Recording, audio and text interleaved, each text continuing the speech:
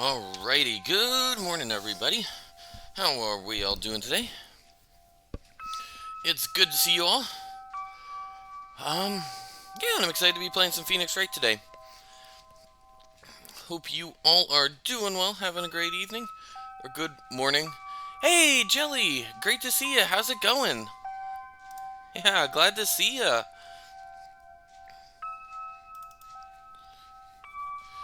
That's good. I finally completed my finals, which was really good. So I've sort of had the week off, so I've taken some time to just do a bunch of streaming. A bit busy, but besides that, oh, thanks, Jelly. Yeah, what have you been busy on, if you don't mind me asking?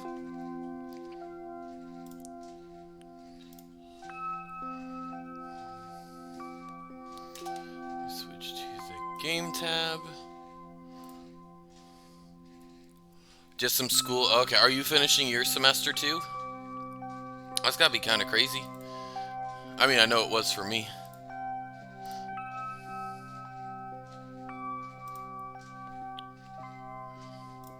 Let me just pause this.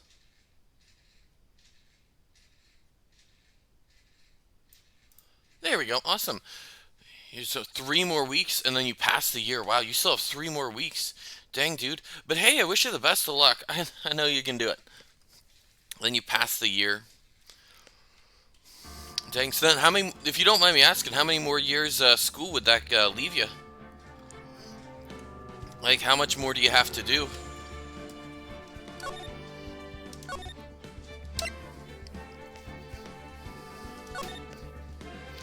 And you'll have a bachelor's degree. Well, that's not too much further to go. Goodness, you said you were going for like sort of like an operational engineering or something degree, right? If I'm remembering correctly.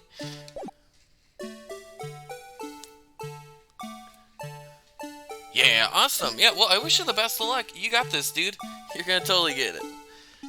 Good luck with all your... We call it applied mathematics, okay. I think we call it the same here as well. Like here in the States. I just couldn't remember what, I just couldn't remember the term for it.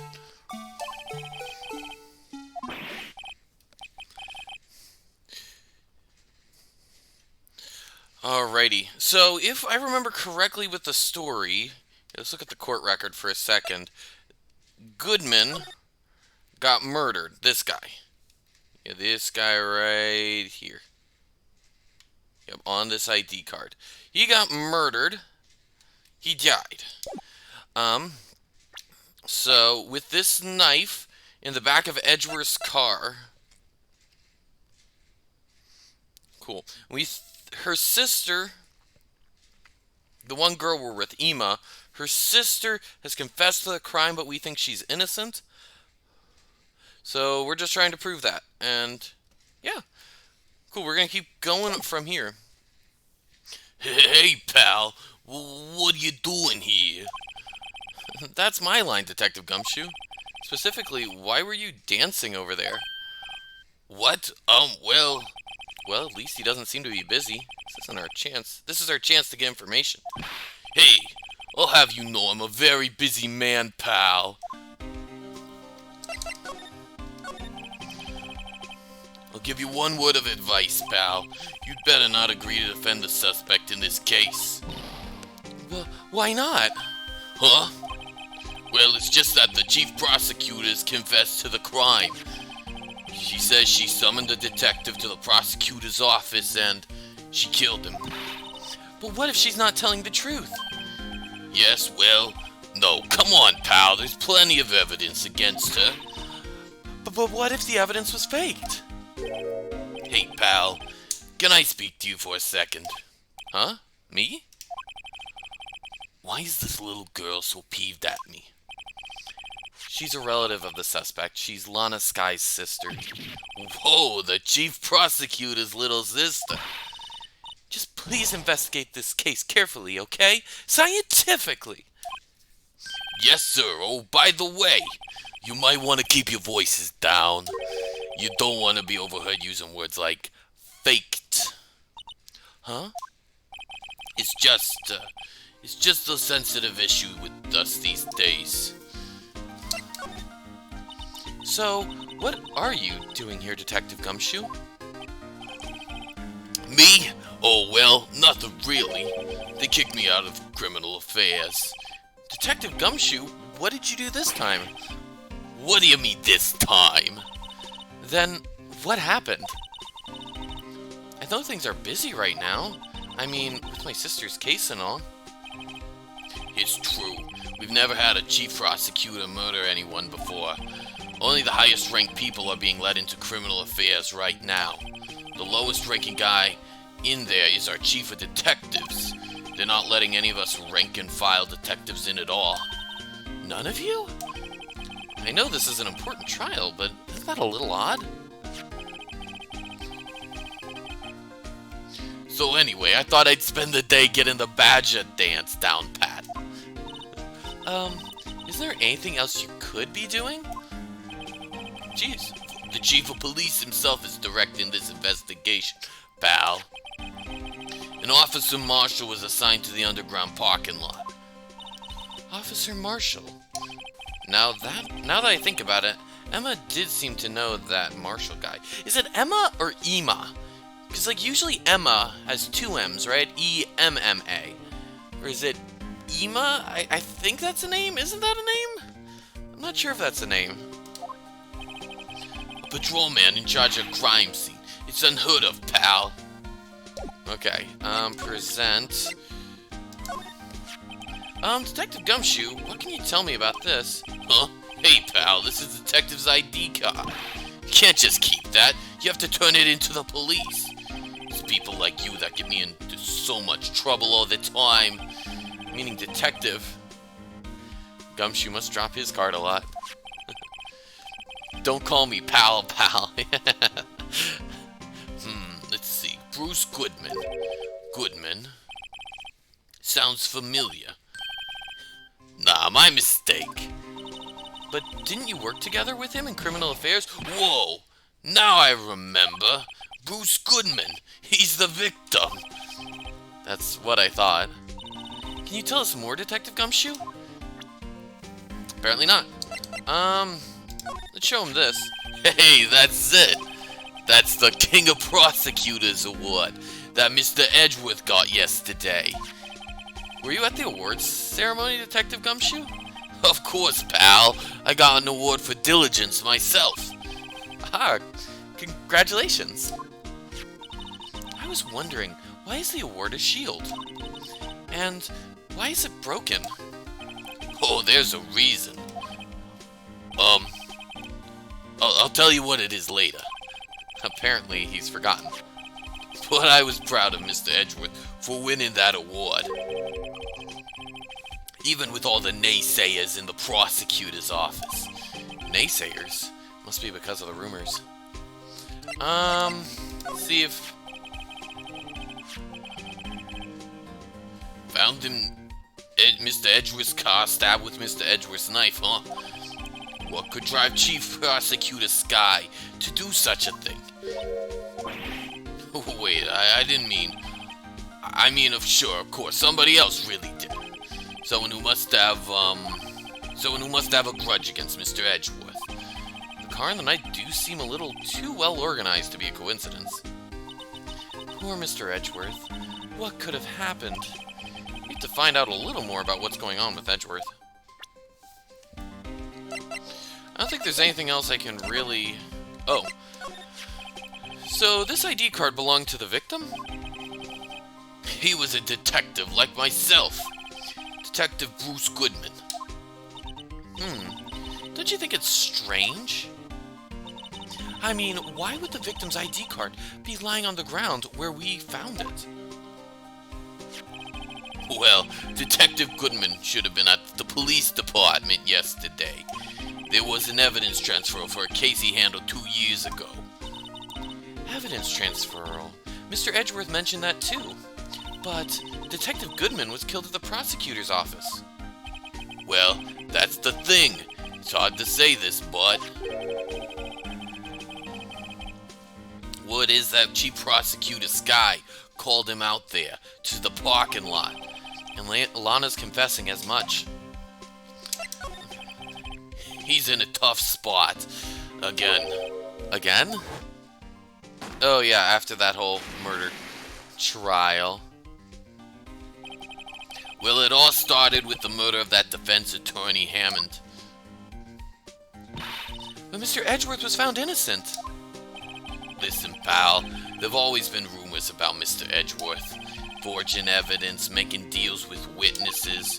Nothing outright, but there were always whispered rumors. Ever since he was accused of murder, no one's whispering. They're practically shouting. But there's no evidence against him. Well, Mr. Edgeworth always had unusually strong ties to the department higher-ups. It's only natural that people would be suspicious. I had no idea he was under the gun. Anyway, this latest case has started a new rumor. People say the only reason he took this case is because he's aiming for chief prosecutor position himself. What? I know the truth, pal. Nobody wants to be the one who has to prosecute the chief prosecutor. Mr. Edgeworth is biting the bullet on this one. He's doing this for all of us. Alright, well, I want to see the Badger dance. I was wondering about that. What? The Dancing Blue Badger. It's my masterpiece. You made this, Detective Gumshoe? The chief threw together some designs and I just did my thing, pal. Nice work. It's battery powered, so it can go anywhere. There's no switch, so it just dances until the batteries die. Poor Blue Badger. Fated to dance until he drops. That's actually kind of sad. Dang. Oh, this is added to evidence. Blue Badger panel added to court record. And that's all I know about that. I'm not officially on the case, you know. Thank you. Why aren't you handling the case, Detective Gumshoe? We met the guy who is... what's his name? The guy in the parking lot. Oh, that'd be Officer Marshall. He was appointed directly by the chief of police. Officer Marshall? Is he some kind of Wild West sheriff or something? No, Jake Marshall's just a regular officer. From West L.A. For a moment there, I wasn't sure. Look, pal, let me try to make things a little easier for you. Show him this and they'll let you examine the crime scene. Maybe. Letter of introduction. Awesome. Well, let's try to do this. Okay. Phoenix isn't optimistic. I'll be surprised if this gets us anywhere. Just act like you're supposed to be there and nobody will look at you twice, pal.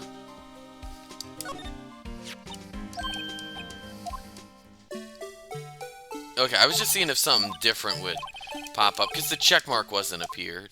Or, check mark didn't appear. And there we go. Look at that, patrolman is saluting the other guy. He must be a detective. And then I said, "Hey, you do that, your super get cold, buddy." That's hilarious, sir. I laughed so hard I cried. Guess he wasn't saluting. He was wiping tears from his eyes. They make a good pair. Sort of like a buddy cop thing. Alright, let's see if we can get back to the crime scene. February 22nd, prosecutor's office, underground parking lot. Looks like the investigation is still going. I have to be getting back to the shop. Sorry, looks like I'll be stuck in this pit till the sun sleeps. I'll see you in my dreams tonight then, baby. Oh, still here. Hello. Why the surprised looks? Didn't I mention? I've got a boyfriend in criminal affairs, too. What happened to the security guard? Hey, what's wrong, Bambina? You're looking like a doggy that's lost its herd. Jake Marshall. Strange guy to put in charge of a crime scene.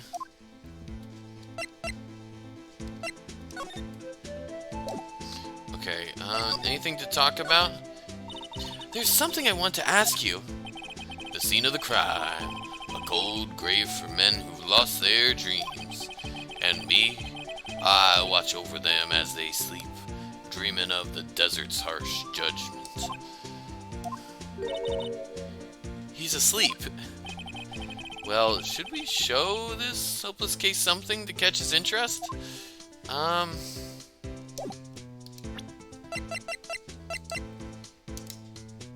wait, hold on, I have to do the present. And then I present this. Would you mind reading this for me? Was this? I warn you, fan letters to me go right in the spittoon. It's a letter of introduction from Detective Gumshoe. May we investigate? Gumshoe. Oh, that old cow dog. He holding a birthday party or something? Huh? Look, where it should say letter of introduction, it says invitation. Ah. I think he just miswrote it. Wait, why am I getting all defensive here? No worries. This proves it's from Detective Gumshoe. It's better than a blood test. So the mistake he's saying, it just proves it comes from Detective Gumshoe. That's funny. I guess I better let you in then. Thank you, Officer Marshall. Oh, that's right. He's a patrolman, not a detective. Which reminds me. Hey, wait a second. Isn't a crime scene supposed to be handled by a detective or higher? Well, folks, the clues are calling.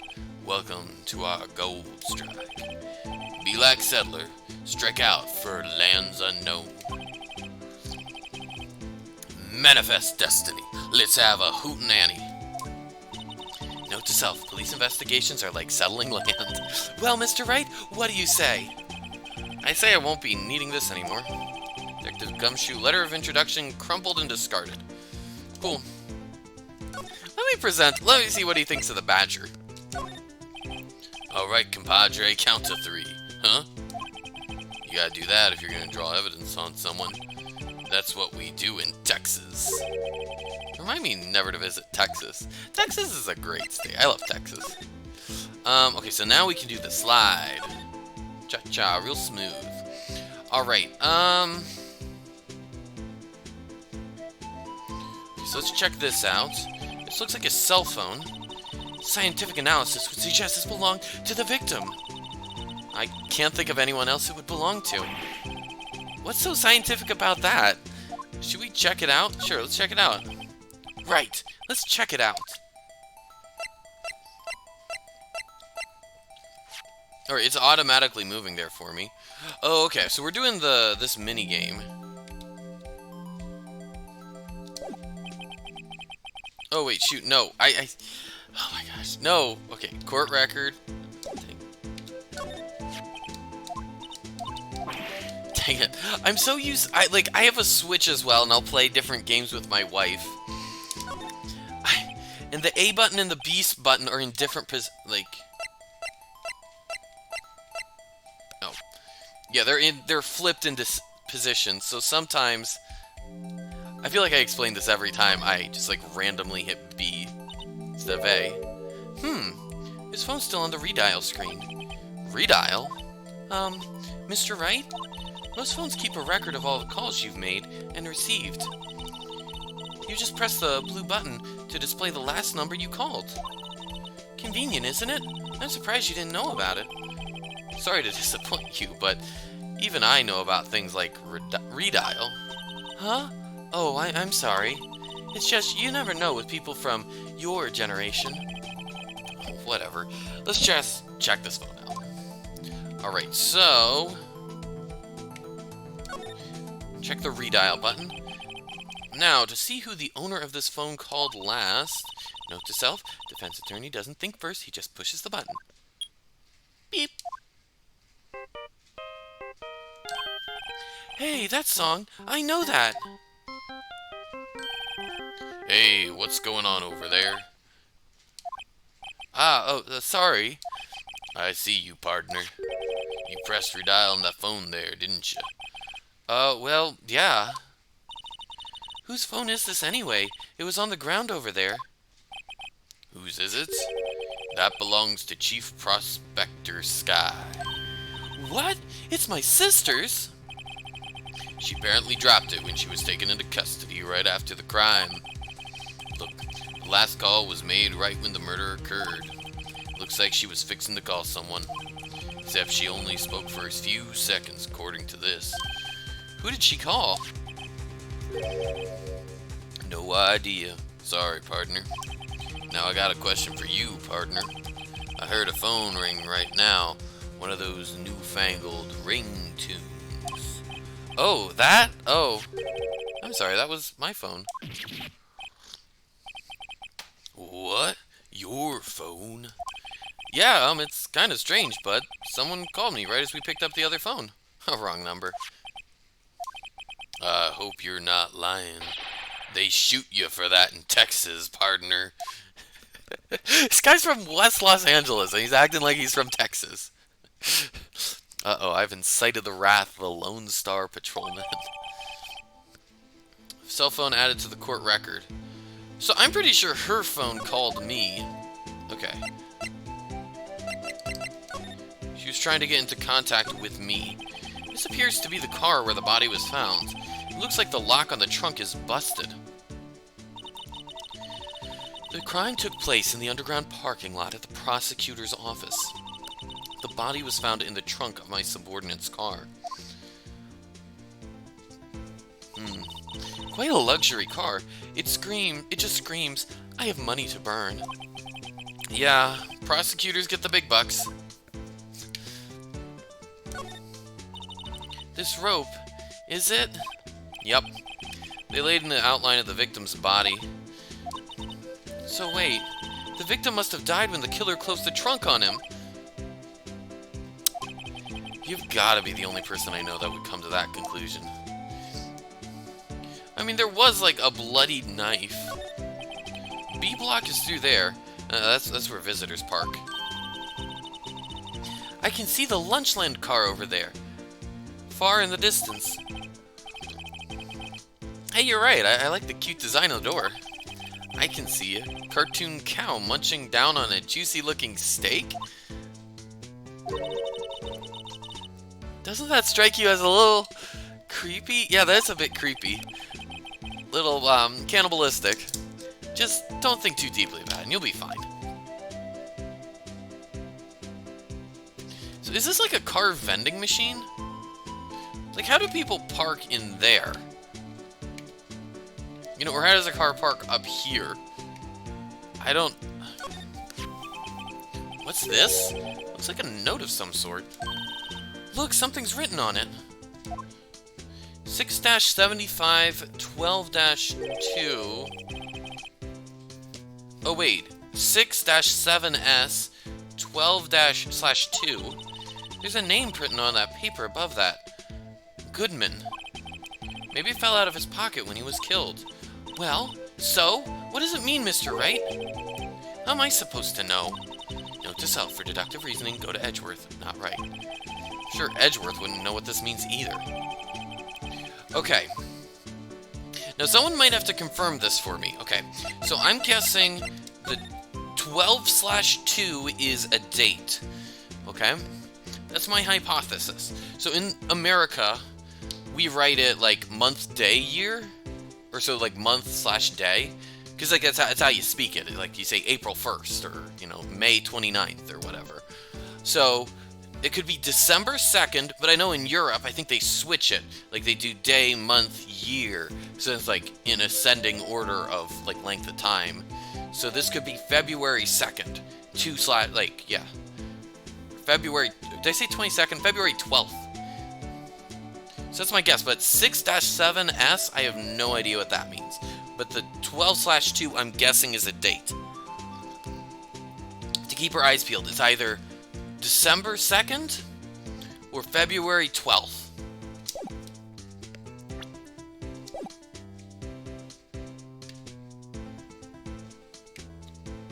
Not sure there's really much else to gather here.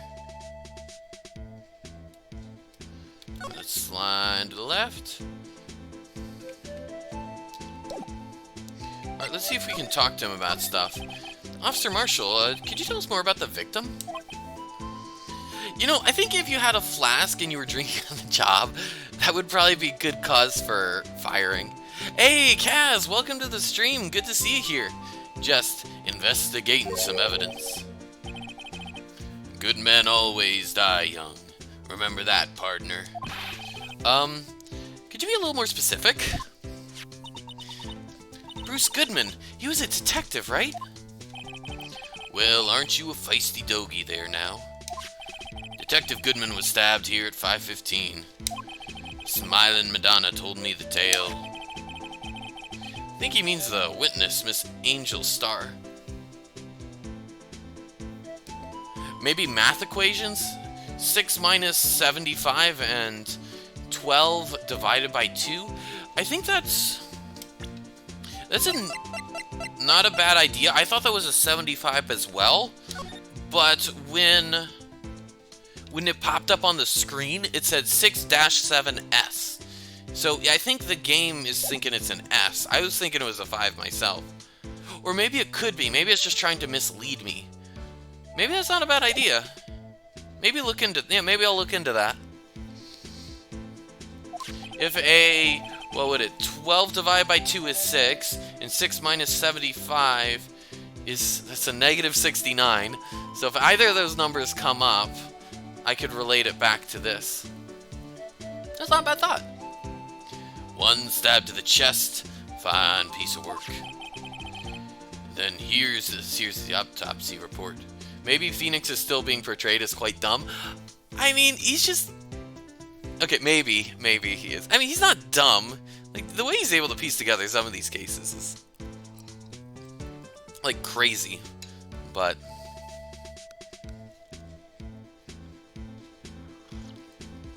I mean, you have a point. This here's the autopsy report. Goodman's so death due to loss of blood, one knife wound, died within an hour and a half of 4 p.m. Was my sister involved with the victim in any way? Funny you should mention that, Bambina. Chief Prospector Sky and Detective Goodman had nothing in common at all.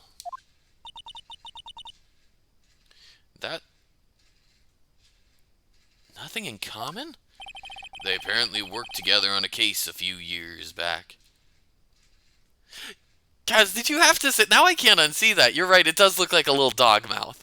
Like, that's really frowning. A very sad dog. Dang it, Kaz, now I can't unsee that. I was just thinking, oh, that looks like a cool symbol.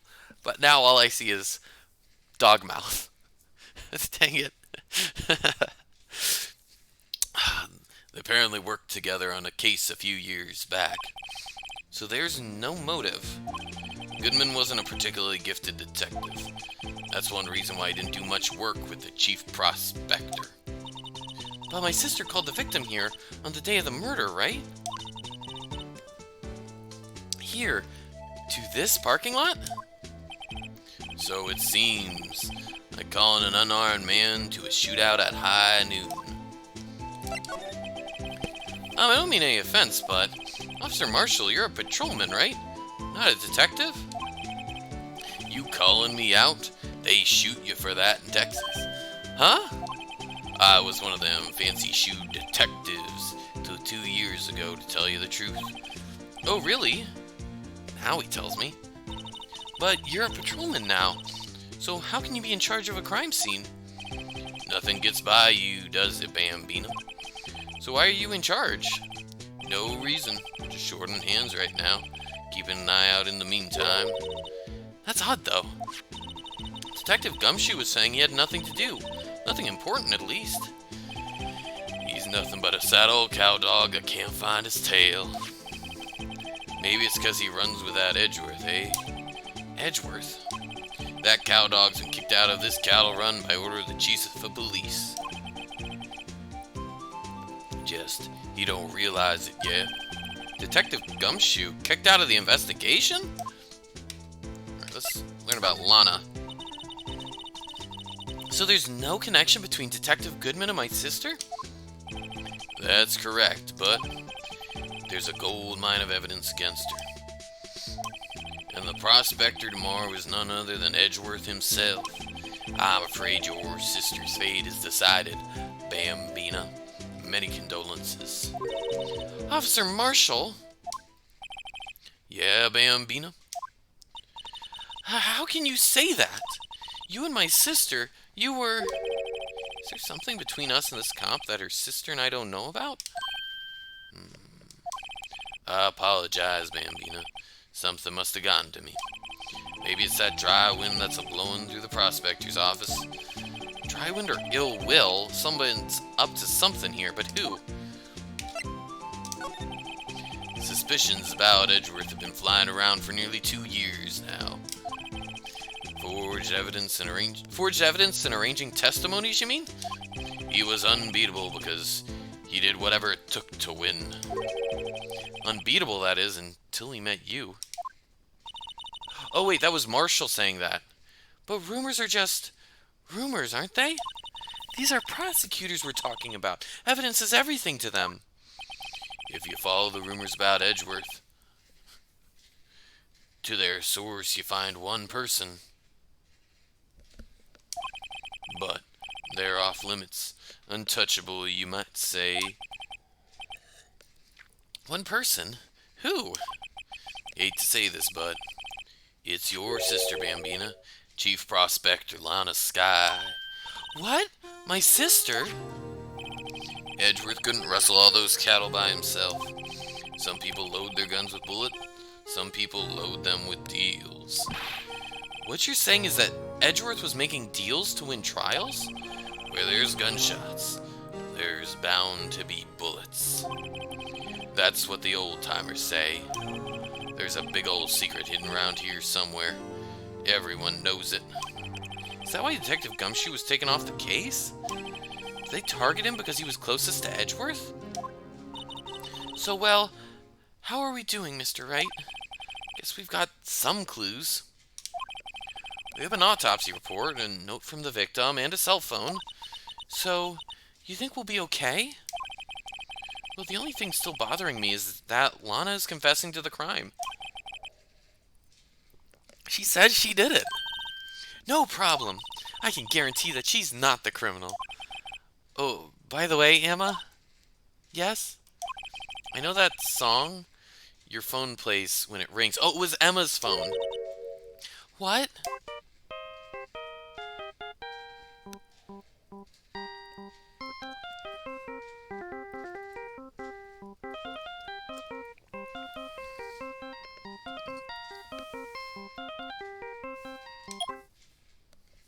I just had to press the button to end it.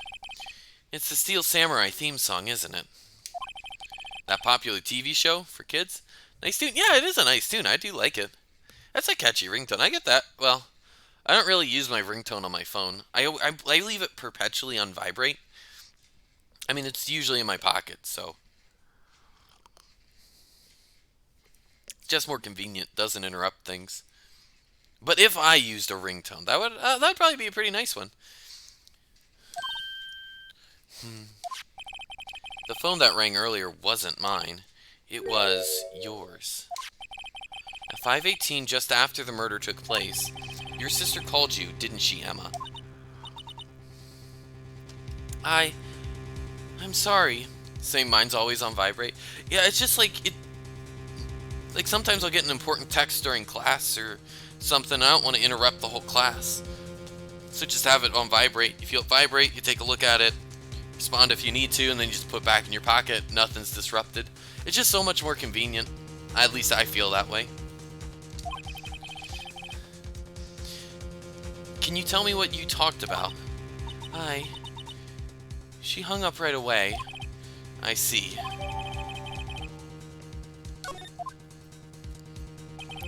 Detective is murdered and the suspect is the top prosecutor in the district.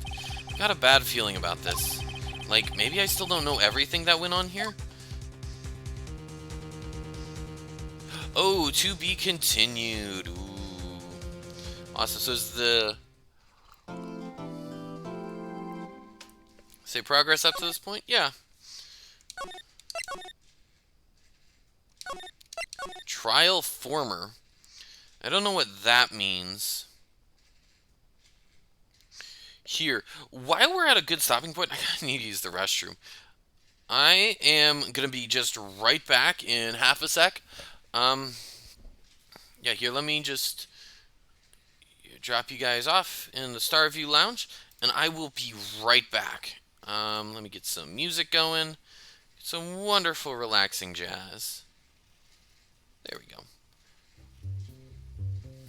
All right, and I'll be back in just a minute.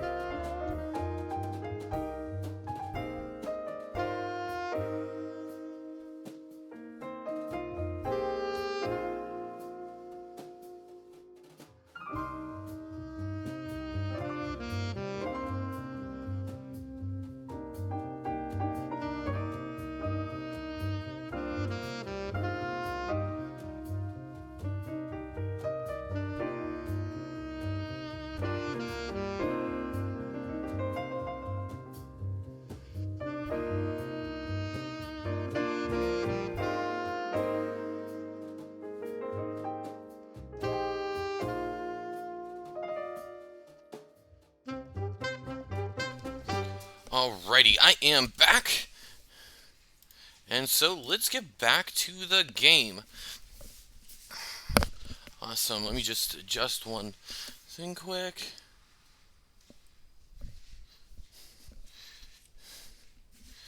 There we go.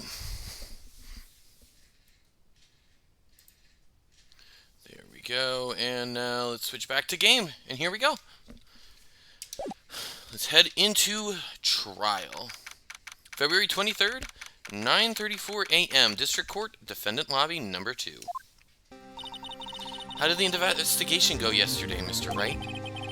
Frankly, there are still a lot of, gray areas. Or rather, the whole thing is one big gray area. Don't worry about me, no matter the outcome. I'm ready to accept my fate. I believe in you, sis. Mr. Wright, let me offer you a word of advice. Yes? A defense attorney should never believe their client. The defendant is called to trial because they are suspected of wrongdoing. Never forget that. Miss Scott, you remind me a lot of Mia. There's one decisive difference between you and her. And that is, you're not a defense attorney. I believe it's almost time for the trial. Good luck, Mr. Wright.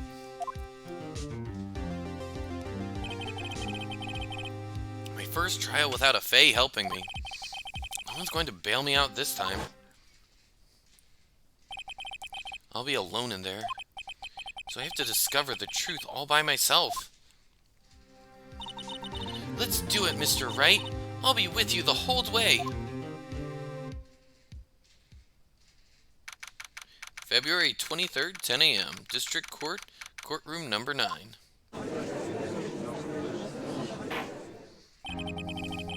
The court is now in session for the trial of Miss Lana Skye. The defense is ready, Your Honor. The prosecution has been ready for a while, Your Honor. Edgeworth. Oh, that Edgeworth. It's been 2 months, but I haven't been in a courtroom since his trial. Like, Phoenix needs to take more cases if he wants to, pay the bills. Just putting that out there. I hope that personal feelings will not be a part of the proceedings today, Mr. Wright. I will choose the path I think is right, regardless of what those around me might say. The judgment to be made here is in our hands, not those of anyone else. Very well, Mr. Edgeworth. Your opening statement, please. Chief Prosecutor Lana Skye has committed an unpardonable crime. Not only this, but she was rash enough to commit it in the prosecutor's office a lot. Wow, he's much more forceful in person. I suddenly feel like confessing to everything. However, she will now pay for her rashness with her life. There was a witness to her crime, a professional witness. Well then, call your first witness, Mr. Edgeworth. The prosecution calls its first witness, Miss Angel Starr. The prosecution calls its first witness, Miss Angel Starr, to the stand. The cough-up queen?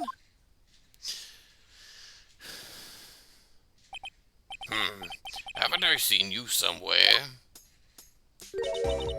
You ordered the caviar lunch, right? Oh, caviar. I've never eaten caviar before. The judge is really wolfing it down. Oh, and for you, I have a Fiesta Bowl. Thanks. Will the witness state her name and profession? And you, sir? Did you order the fingerprint lunchbox? It is too early for lunch. Your name and profession, please. Well, Your Honor, how does it taste? So this is why everyone raves about caviar. It's so tasty it hurts. I always thought caviar would taste like pickled tapioca. What the heck does pickled tapioca taste like? Name, profession, now. Me? The name is Angel Starr. Don't go forgetting it. I find myself running Lunchland these days. Is that what you wanted me to say, Mr. Edgeworth? Very well, witness. Please describe the incident to us. The prosecution will wait. I'm not finished eating. Hurry it up. Very well, Mr. Edgeworth. As you know, we usually call on the police to provide a description of the crime. Your Honor, as Mr. Edgeworth has said to the court, I am a professional. What exactly does that mean? Until 2 years ago, Miss Angel Starr was a special investigator with the police. She was a first-rate homicide detective. What?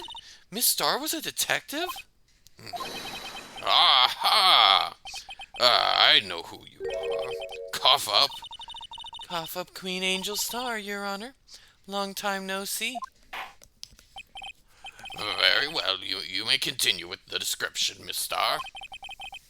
Just who is this lady? If I might have the court's attention over here. The parking lot at the prosecutor's office is divided into 2 blocks. A block for the prosecutor's office personnel. B block is for visitors and clients. A chain divider separates the 2 blocks. I suppose that's to keep visitors from taking up prosecutors' spaces, yes? The crime took place by a car in the back of A block, in the car's trunk. The killer stabbed the victim with his knife and went to drive the body out. Unfortunately for her, there was a witness, and an arrest was made on the spot. And who was this valiant witness? Why, it was me, Your Honor. Okay, got the parking lot floor plans. Witness, did you see the very moment of the crime? Of course, Your Honor. Immediately after that, I apprehended the chief prosecutor. It seems rather cut and dry, doesn't it? Well, Mr. Wright? I can't agree on principle, Your Honor. It seems that some poor losers are unwilling to accept the truth, Your Honor. Shall I proceed to crush what little hope they have remaining? If you can, then give them yours, Miss Starr. Wait, are they talking about me? Okay. Somehow I always knew a day like this would come. I was on my way to deliver a lunchbox to my boyfriend when I sensed something. Perhaps it was my finely honed detective's intuition at work. My gosh, that's a scary image. Through the wire fence, I saw the chief prosecutor standing next to a garish car. The chief prosecutor was holding a knife in her right hand. Then she thrust the pointy tip of the knife into Detective Goodman's chest. Well, actually, it does seem pretty cut and dry. Bringing a lunchbox to your boyfriend? How touching. As you can see, there is no room for doubt. The key point of your testimony seems to be nothing other than that.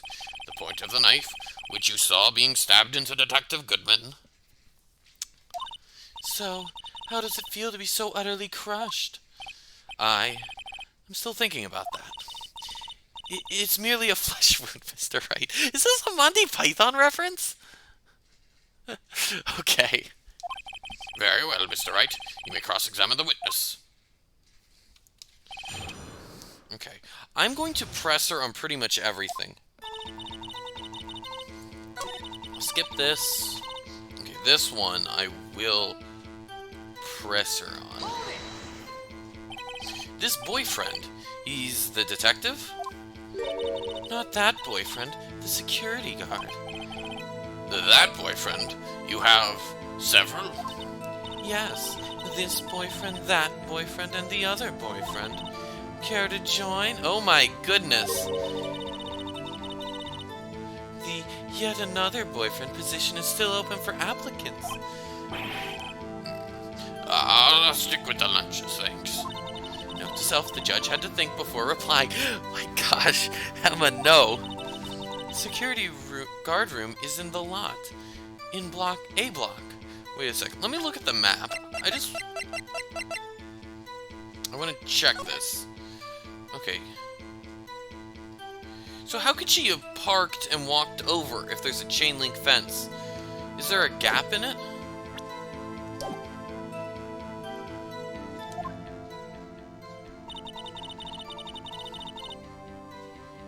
It's up on the second level, so you can see everything from there. That would be the room with the security sign. Oh, that was Phoenix, shoot. Incidentally, did you bring your lunchboxes by car? Since I'm a visitor now, I parked in B block. So, she was in B block when she witnessed the crime.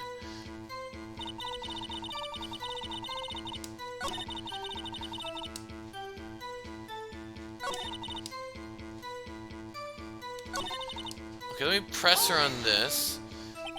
By garish car, you mean... Mr. Edgeworth's car, yes. Mr. Edgeworth's? And incidentally, the knife with which the victim was stabbed was also Mr. Edgeworth's, wasn't it?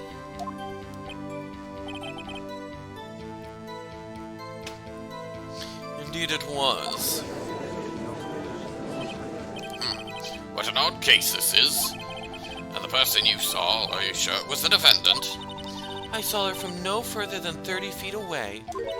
I am certain it was her. If she's telling the truth, we're doomed. Let's just do what we can. Even if we don't have any proof, we can always nitpick. We're dealing with an Edgeworth here. I need something more substantial than that. Can you tell us what the suspect was doing when you saw her? The chief prosecutor was holding a knife in her right hand.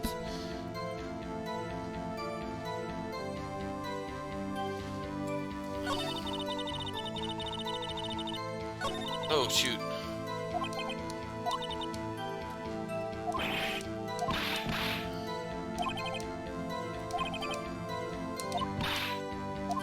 Okay, shoot. I probably should have read that. Okay.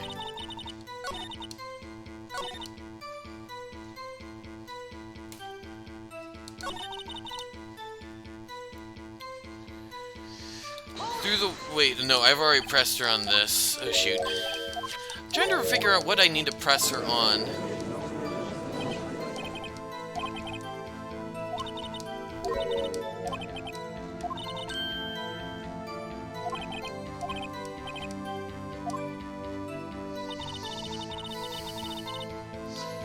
Okay, let me just check the evidence. I don't want to present anything.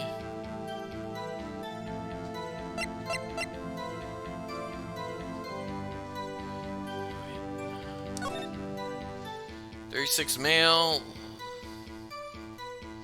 4.5-inch knife, single stab wound is found. How long is this knife?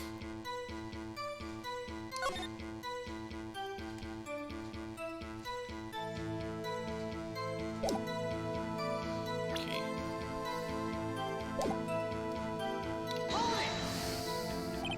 Tell me more about this knife that the suspect was carrying. Well, I'd say the blade was about 4 inches long. Is that right, Mr. Edgeworth? It is your knife, after all. Yes, that's about right. Prosecutors are by nature well versed in the location of a man's vital organs. I'm sure it was easier than boiling an egg for my egg salad surprise set. You can't testify to her ability to kill an egg. I mean, a person. Perhaps a chicken salad set would have been a better metaphor. So the defendant was holding a knife. What then?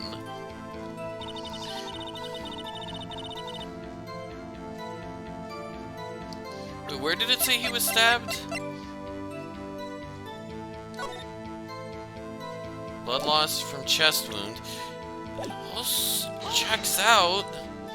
Tell the court why you didn't try to stop this crime. You did see her raise the knife to strike, no? The defense has a point. Unfortunately, by the time I realized what was going on, it was already too late. Too late? Yes. The next moment, the chief prosecutor brought down the murder weapon. I see. It's only a flesh wound, Mr. Wright. We can make it. You said that before. Anything else? Scientifically speaking, Miss Starr's testimony is flawless. Sounds pretty fatal to me. What do we do? Is this it? Is my sister guilty? Let's just keep our heads cool and press the witness a bit, shall we? For some reason, having her panicking next to me makes me calmer. Don't smile like that. Okay, I'm just gonna press her on everything, see if something pops up. How did you know? I respect the prosecutor's basic abhorrence of crime, yet their methods are ugly and twisted. Twisted methods will always lead to tragedy.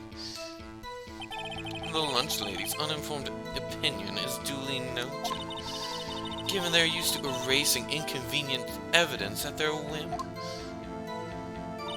Killing off a detective that knew too much is merely an extension of that.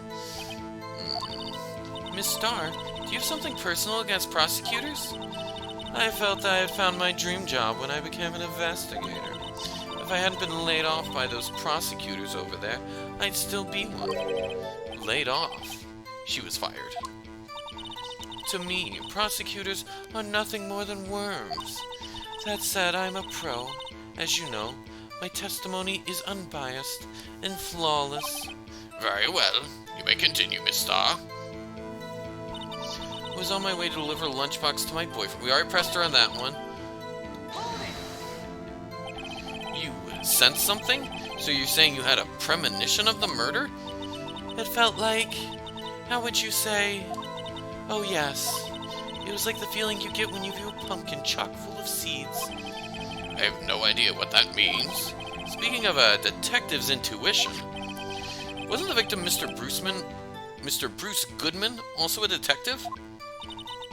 Yes, well, he was like a young cheese. A young cheese? A pale white cheese, not yet tangy with experience on the streets. A greenhorn. Then I must be hard-yellowed and sharp as a tack. Yeah, with the odor of an old cheese to match.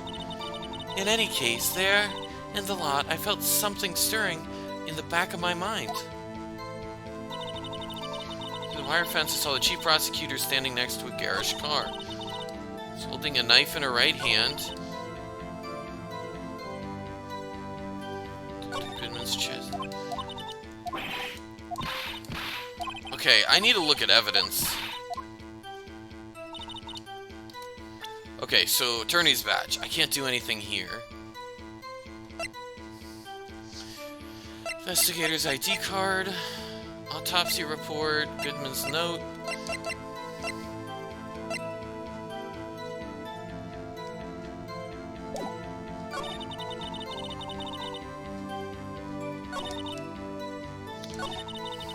Thrust it into his chest with the pointy end.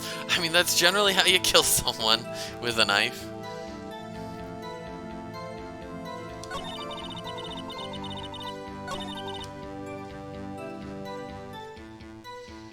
Pointy tip of the knife into Detective Goodman's chest. Usually in Edgeworth's toolbox, traces of victim's blood, no prints.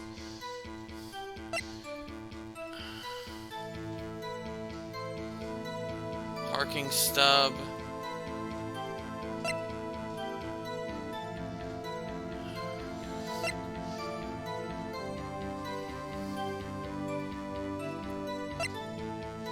Victim's memo found in the car trunk. Parking lot with Edgeworth's car. Nothing. I don't know what to present. Maybe I'll try this. Oh no, that's...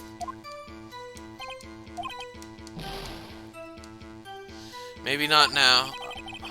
But look at this Phoenix Wright animation. Maybe not now, but after the case. Yeah, I'll definitely give it a check. I'll check it out after the... Maybe after the stream. Okay.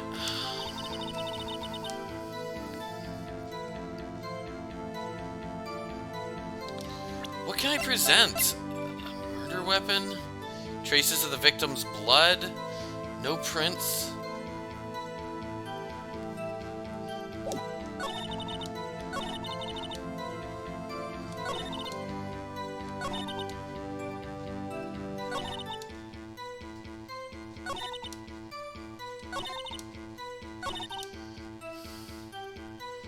I've pressed her on everything. Chief prosecutor holding a knife in her right hand. There's the pointy tip. Maybe present the knife? I'm kind of at a loss for words. No, I'm just...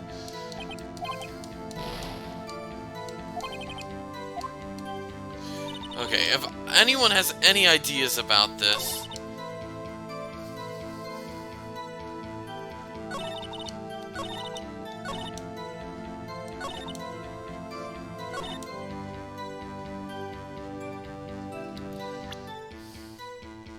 No ideas here. I've got no ideas either. Do I just present this? Say the wire fence was in the way? Nope.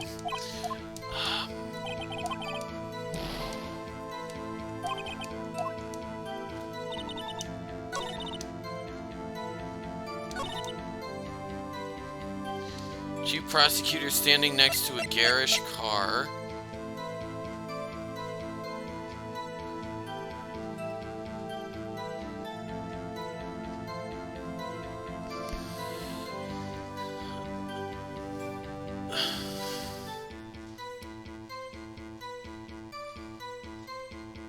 Wait a second.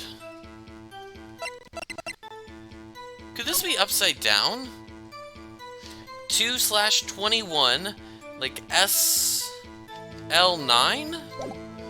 Huh. Because I was just looking at the stub.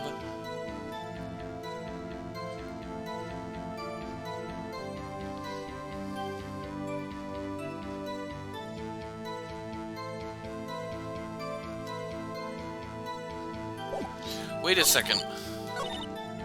A lunchbox, maybe? Because it wouldn't have been lunchtime?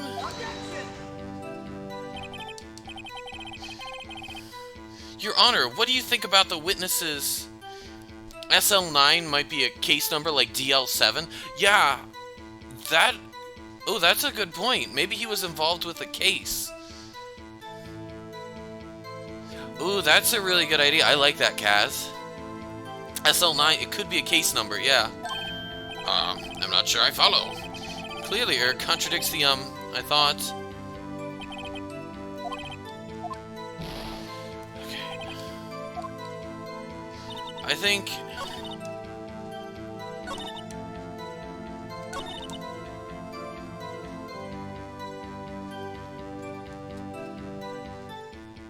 One life left. I'm gonna just try presenting the knife. Worst comes to worst, I start over from...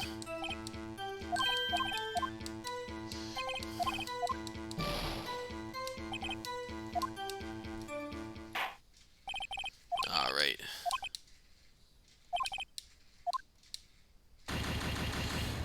Yeah, I'm just going to restart.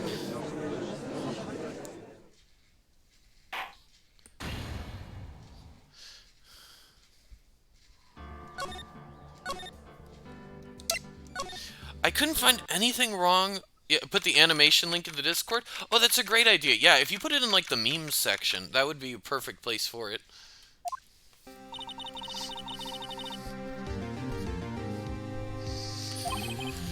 Oh my gosh. I'm just not really sure I see any... I'm just gonna skip through the dialogue. I couldn't find anything wrong with her.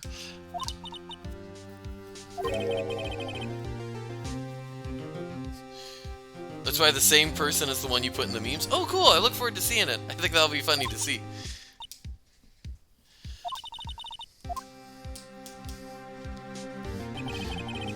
Yeah. Yeah, because the one I found, it was really good animation quality. I thought it was really funny. So yeah, I look forward to seeing it, Cass. I'll take a look at it after the stream. Okay.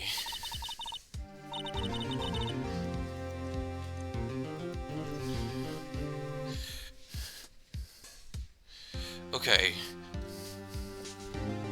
Reply with what you think of it? Yeah, I sure will, dude.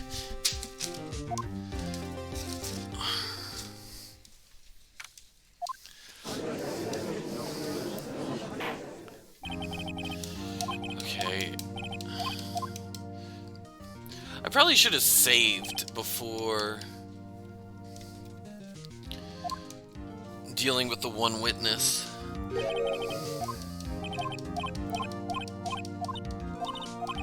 I'm just sort of skipping through the dialogue because we've already gone through this.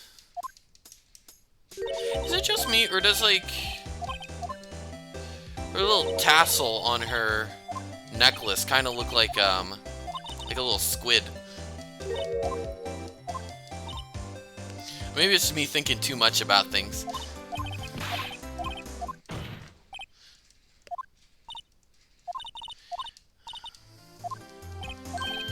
Alright, I'm just skipping through. Alright, so I failed this once.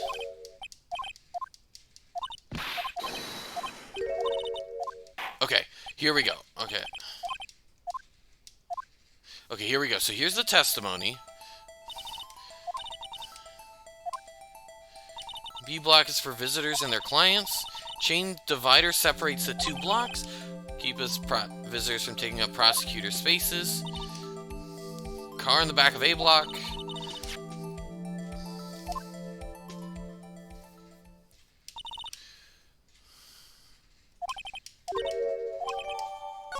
Okay.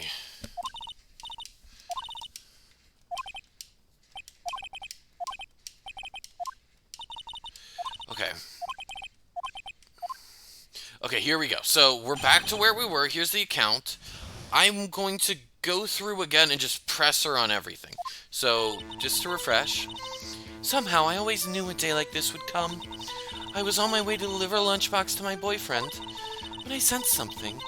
Perhaps it was my finely honed detective's intuition at work. Through the wire fence, I saw the chief prosecutor standing next to a garish car. Are there 2 prosecutors now? I think there were always more prosecutors, but we only got paired up with Edgeworth and Von Karma.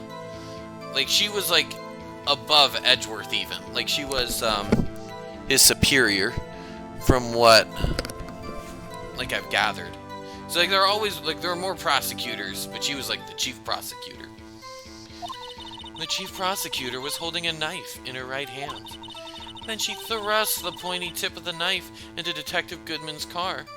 Or chest. I meant in this case specifically, is she acting like one? I don't know what's up with her. I think she wants to be a detective, or enjoyed being a detective, and wishes she was a detective again.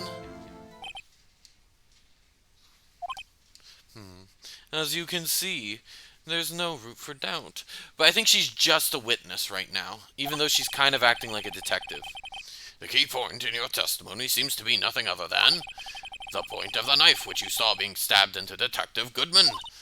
So, how does it feel to be so utterly crushed? I'm still thinking about that. It's merely a flesh wound, Mr. Wright. Why does she have onigiri? Okay, I'm probably going to butcher this. I don't know. What did she have onigiri on her hat? Well, she sells lunches. She's like, she sells sort of boxed lunches to people. And so I'm guessing that's one of her options. Or some, like, you know, like, yeah. That's my guess. I'm guessing it's to sort of just help market the food. Yeah, that's my thoughts. Alright, witnesses' accounts. Okay, press her on this. How did you know? I respect the prosecutor's basic abhorrence of crime. Yet their methods are ugly and twisted. Yeah, so she was a detective, and then she got fired, and then she started selling boxed lunches. And that's why, I think, yeah. Twisted methods will always lead to tragedy. The lunch lady's uninformed opinion is duly noted, given they are used to racing inconvenient evidence at their whim. Killing off a detective that knew too much is merely an extension of that. Miss Starr, do you have something personal against prosecutors? I felt that I found my dream job when I became an investigator, and if I hadn't been laid off by those prosecutors over there, I'd still be one. Laid off? She was fired. Onigiri. Okay. So onigiri. Okay. Yeah, so she has the onigiri on her hat. I think it's just because she's like, she sells food. No question. Is that like the onigiri? I've seen that before. Like in, like different things. Is it just sort of like a triangle of rice? Or is there something inside of it? Is it like a kind of like a meat pie or something? Like I've never known like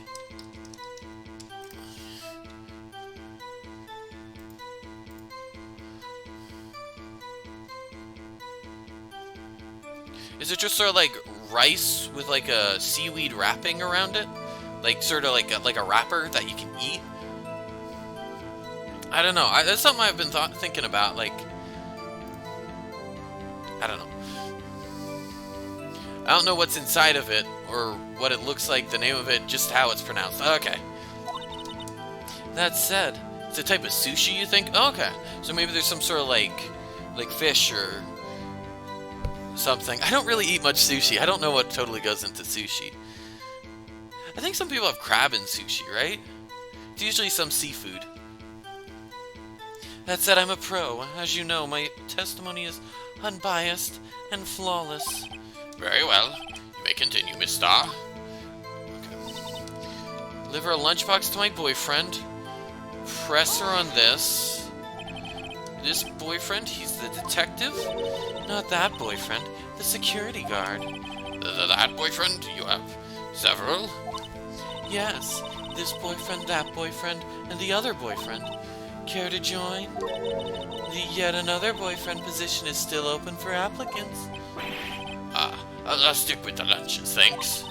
Note to self, the judge had to think before replying. The security guard room is in the lot, in A block. It's up on the second level, so you can see everything from there. That would be the room with the security sign. Incidentally, did you bring your lunchboxes by car? Since I'm a visitor now, I parked in B block. So, she was in B block when she witnessed the crime. Okay. I sensed something. Perhaps it was my finely honed detective's intuition at work. Okay, so she was in B block.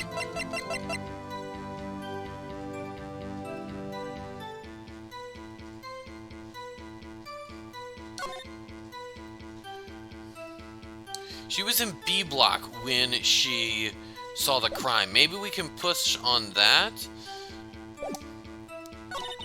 Through the wire fence, I saw the chief prosecutor standing next to a garish car. Chief prosecutor was oh, wait. I'm pressing on everything, right? Wait. Okay, before I keep going, save.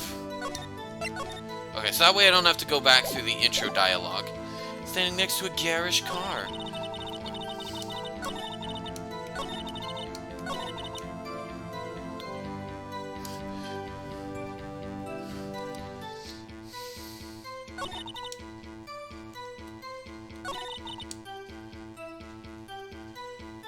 To Detective Goodman's chest. Oh, do I present something?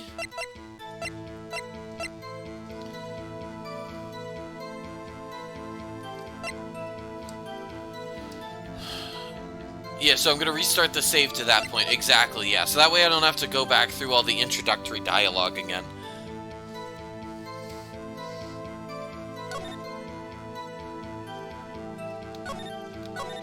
Cool, you can slide this.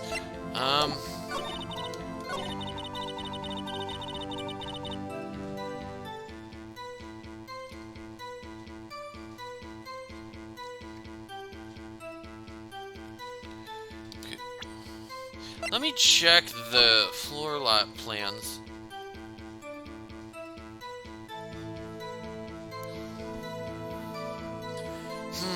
Okay, so she would have parked... Oh, goodness. Okay.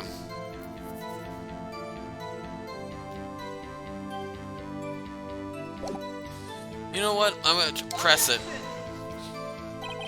No, that didn't work.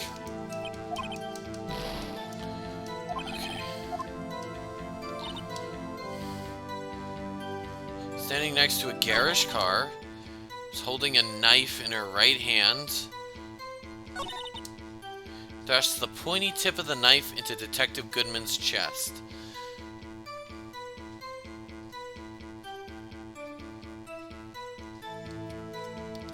What does the autopsy report say? I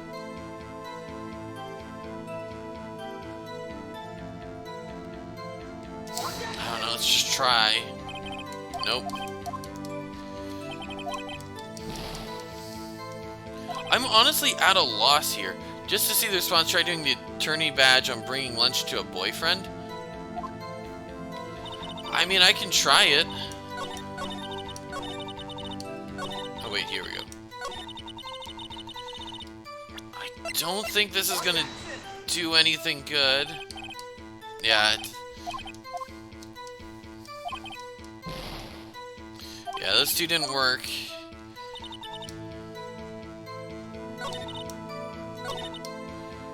Garish car, holding a knife in her right hand.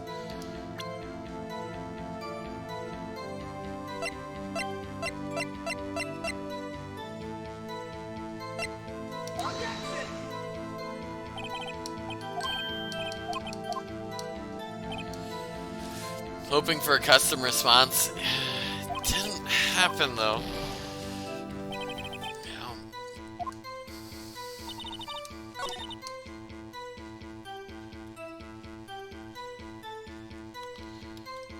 I don't know, what do I do? Restart from save?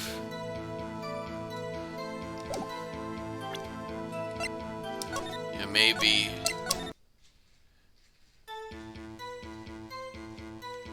Okay, so I'm at full health now. Okay. Okay, you know what I'm going to do? I'm just going to go process of elimination. I'm assuming... Just... Okay. So present... Alright.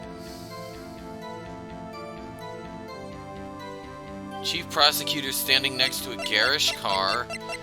I don't think I've ever said the word garish so many times in my life. Every time you get to 1 life left, restart.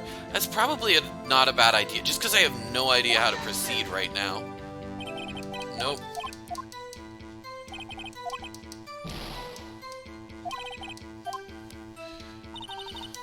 Okay, let me just... I'm gonna go through knife. I don't think this will work. I'm just... Okay. So it's not this evidence. It's not the knife. Nope. I'm just process of elimination, like present, so not these.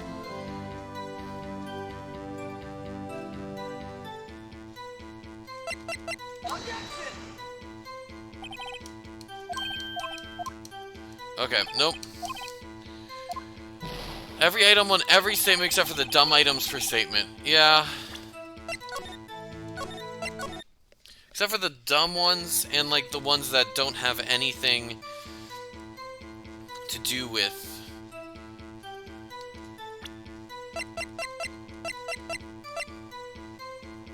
Okay, I'm gonna skip to the next one. Holding a knife in her right hand. Present...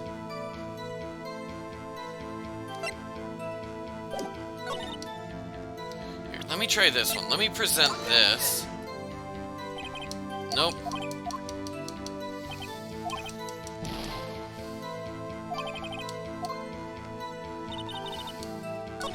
Oh shoot,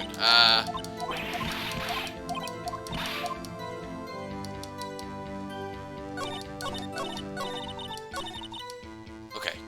Present...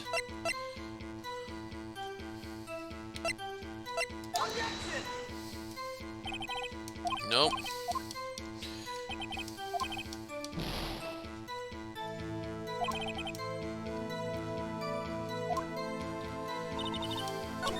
Oh shoot,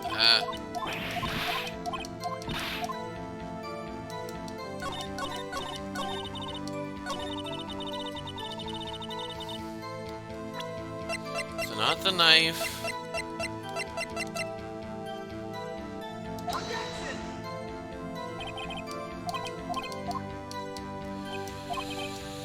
Okay, not the parking ticket. It's not gonna be the badger.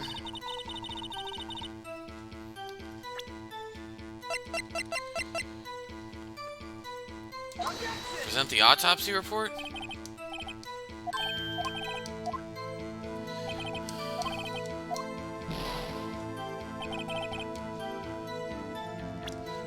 Load. So I just did the autopsy report.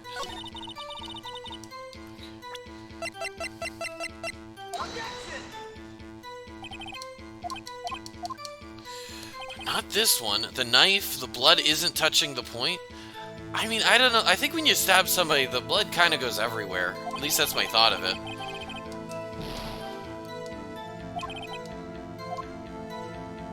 Oh wait, the knife, the blood isn't touching the point. Wait, hold it.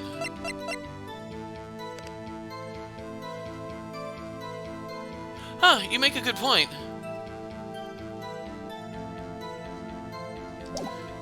You know what, here. I'll just load. So I'm at full health.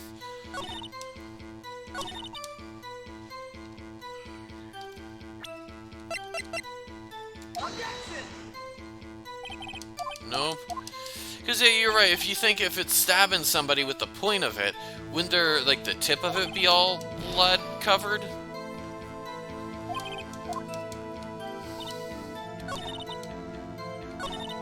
But apparently that's, it's not, yeah, the game has a flaw. Maybe it's just the artwork or something. Okay, not related.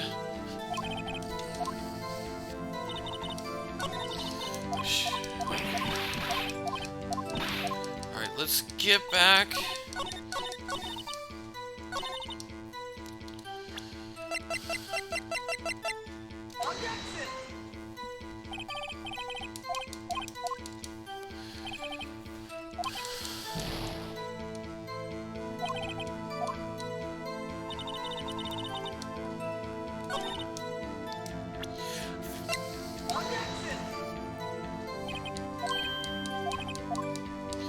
Okay, I'm just... okay.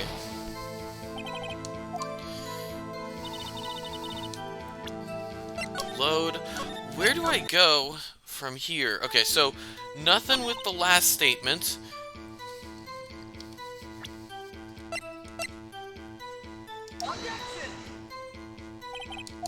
Nope.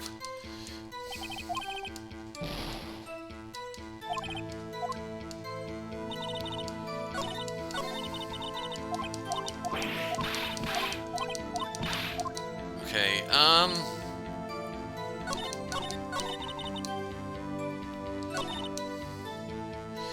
Chief Prosecutor is holding a knife in her right hand.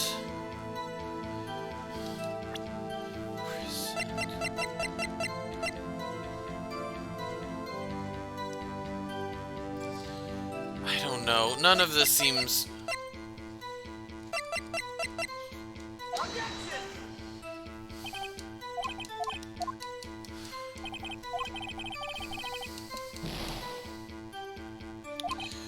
Okay.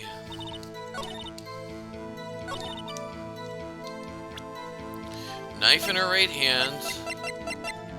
So I just did the cell phone. Do the note.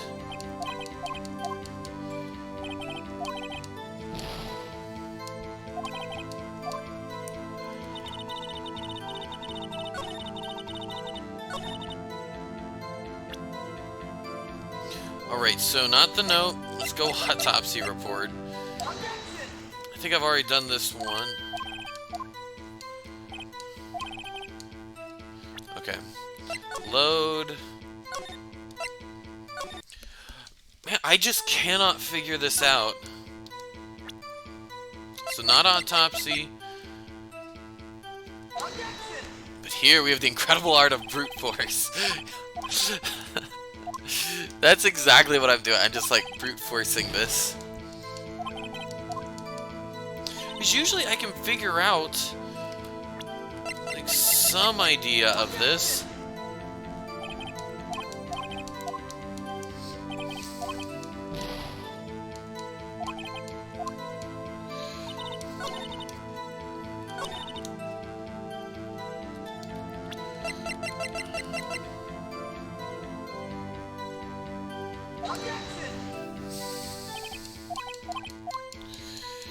Okay,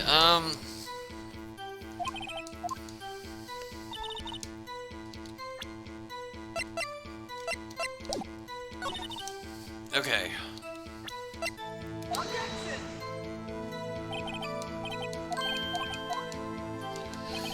Okay, load. Okay. Present.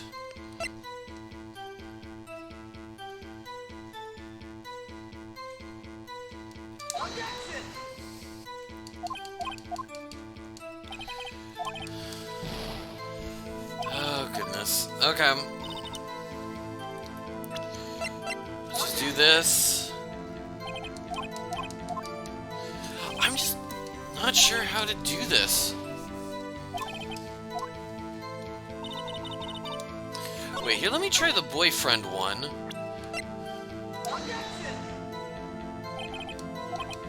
No, but I thought, like, okay.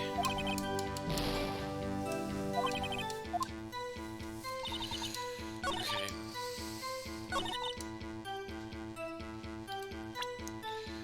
Present.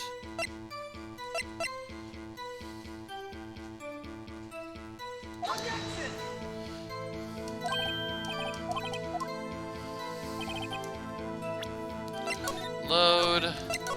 Man, yeah, this is very much brute forcing it.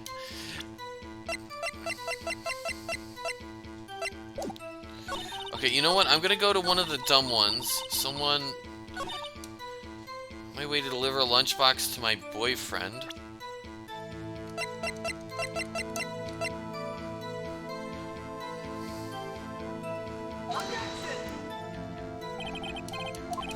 Nope.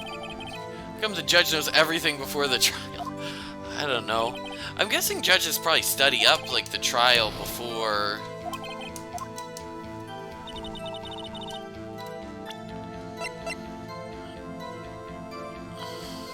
Like, before it all happens, right?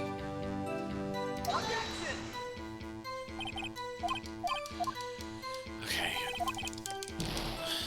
Right, like, you get a case file before... Case starts. At least that's what I think.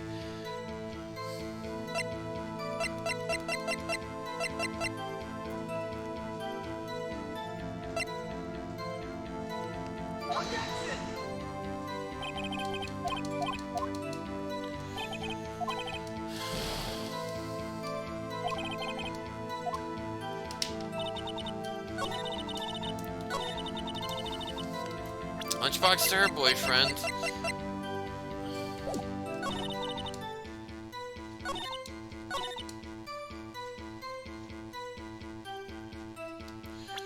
Let me just present the map. Okay. Load. I'm just... Okay, if anybody in chat has any idea... You know what? Okay. I'm done brute forcing it. I'm just gonna look up a walkthrough of this.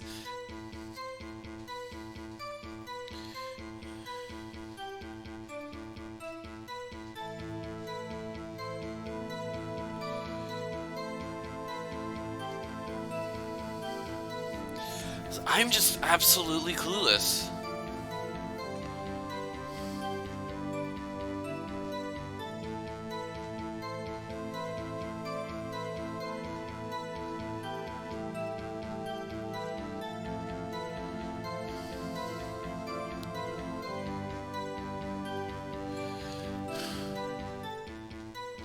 Your sacred viewer allows you...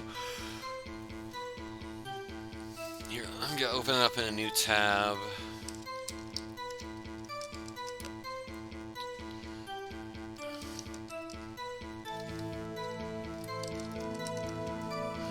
Alright, Phoenix Wright Ace Attorney.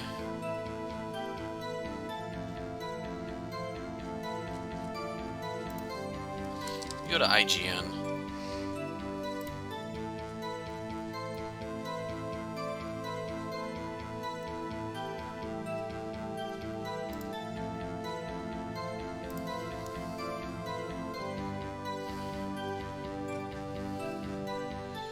Okay,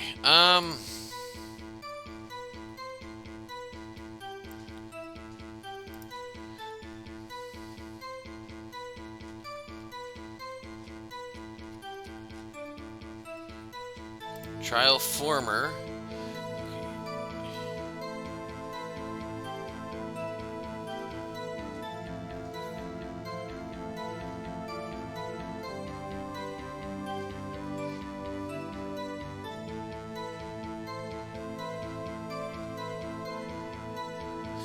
Okay, press Angel's first and second statements, and then press her fourth statement? Okay, so first statement. Okay, so we've seen this all before.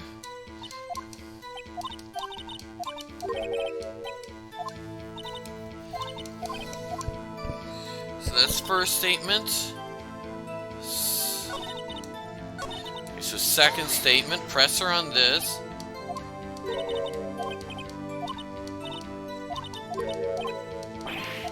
Okay.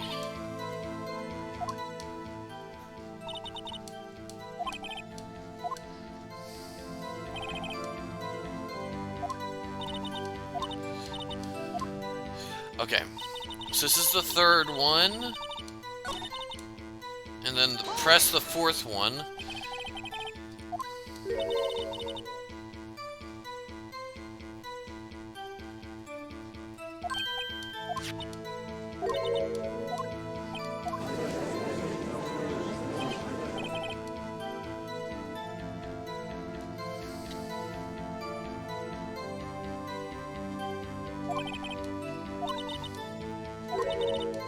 Certain it was her. Okay, here we go. Witness. Okay, there we go. Now it's triggering it. Okay. This was... Okay, I would not have gotten this by myself. In your testimony, you clearly stated the following. Prosecutors are nothing more than worms. Ergo, you are a biased witness. You might want to keep those silly opinions to yourself in the future, rookie. Huh? Rookie? Unless you're willing to risk the consequences of doubting me. I'll fry you like a fritter, crispy on the outside, chewy on the inside. That was inspiring. I believe I've heard that tagline elsewhere. You could cry plagiarism. Now, I may be relegated to the lowly post of lunch lady, but my instincts are honed. That hair flick, though. Yeah, that was a pretty cool hair flick, not gonna lie.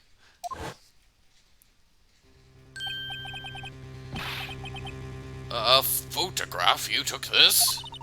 The moment I witnessed the crime, my reflexes took over and snap, I took a picture. In fact, one of my lunchboxes is rigged with a camera. I suppose that's more exciting than just hanging it around your neck. Witness. Why am I only just seeing this photograph now? You think I'd show it to you, a prosecutor? Think again. Well, of course, sadly, it was only 3 frames. That's true, but it only needed 3 frames to be perfect. My boyfriend works in the photography division of criminal affairs. Well, this most certainly is the defendant. The moment of the crime is photographed by Angel Star. Uh-oh, that is unmistakably Lana Skye. So what was the defendant doing at this time? The chief prosecutor was holding a knife in her right hand. She thrust the pointy tip.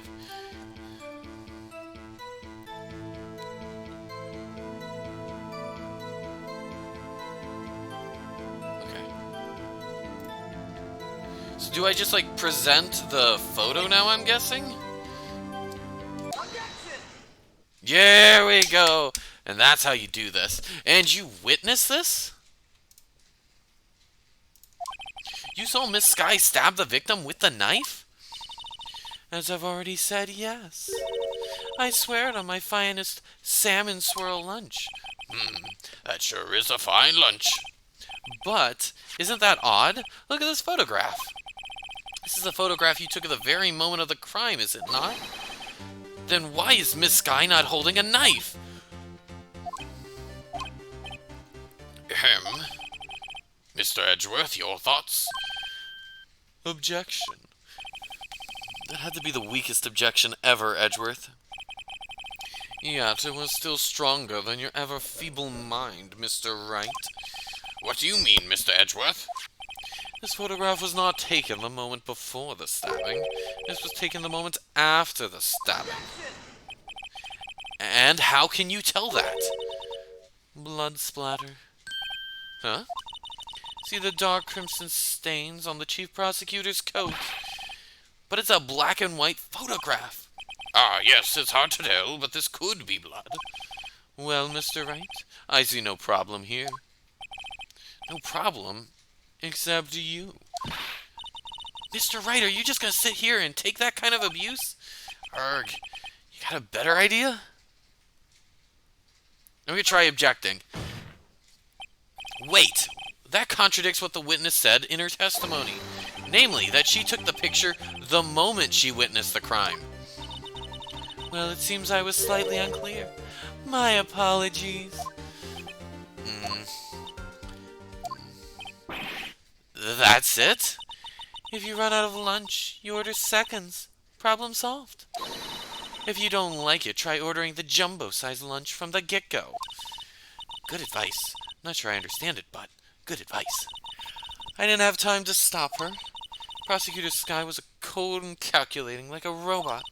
She killed without pain or remorse. It was a premeditated murder. Premeditated? How do you know? Look at the chief prosecutor's hands in the photograph. Well, are those gloves? Surgical gloves made of thin rubber, most likely. Why would she have those on? If it was not premeditated, she would not be wearing those gloves. Warg! Those gloves do seem to tell a tale of premeditation. Premeditated murder. A serious offense. Witness, add this to your testimony. Okay, here we go. The murder was planned. The rubber gloves prove it.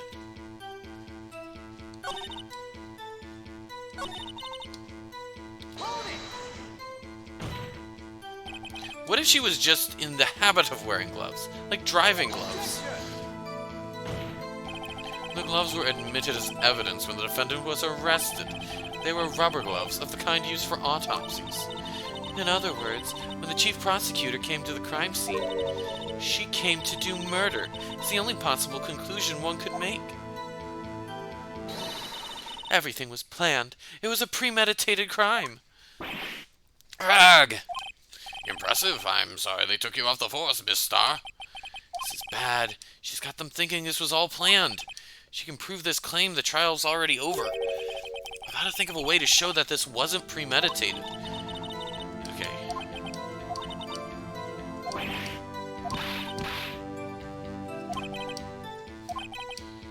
Okay, so I need to think of something. Okay. Save. Save here. Alright. I've got to find something.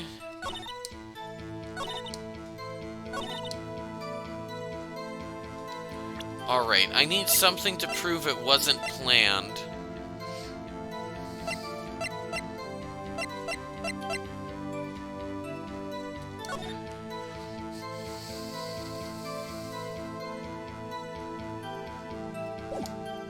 What if the map...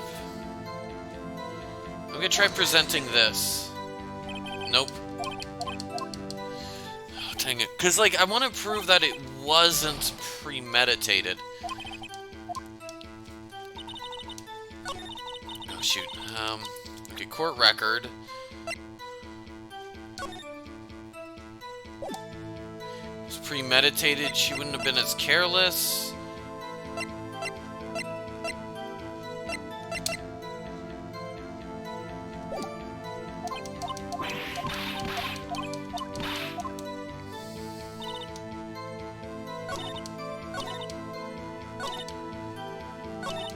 Okay. Present.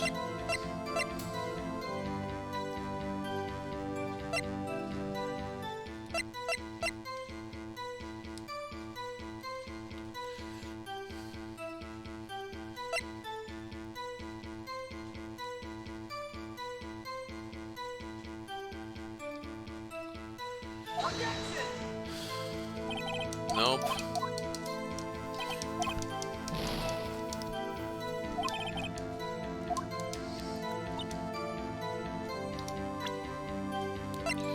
could prove it wasn't...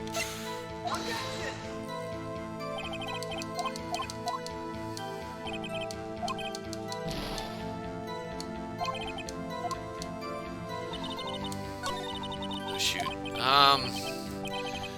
Okay, I have no idea what to do right now.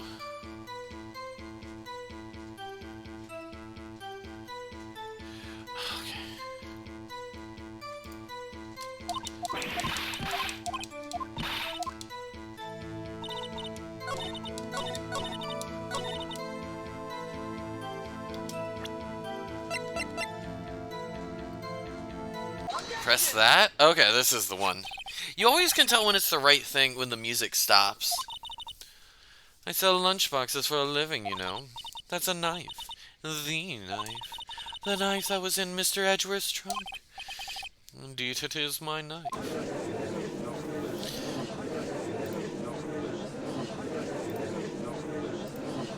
The bloody murder weapon, a red car, all belonging to the prosecutor there.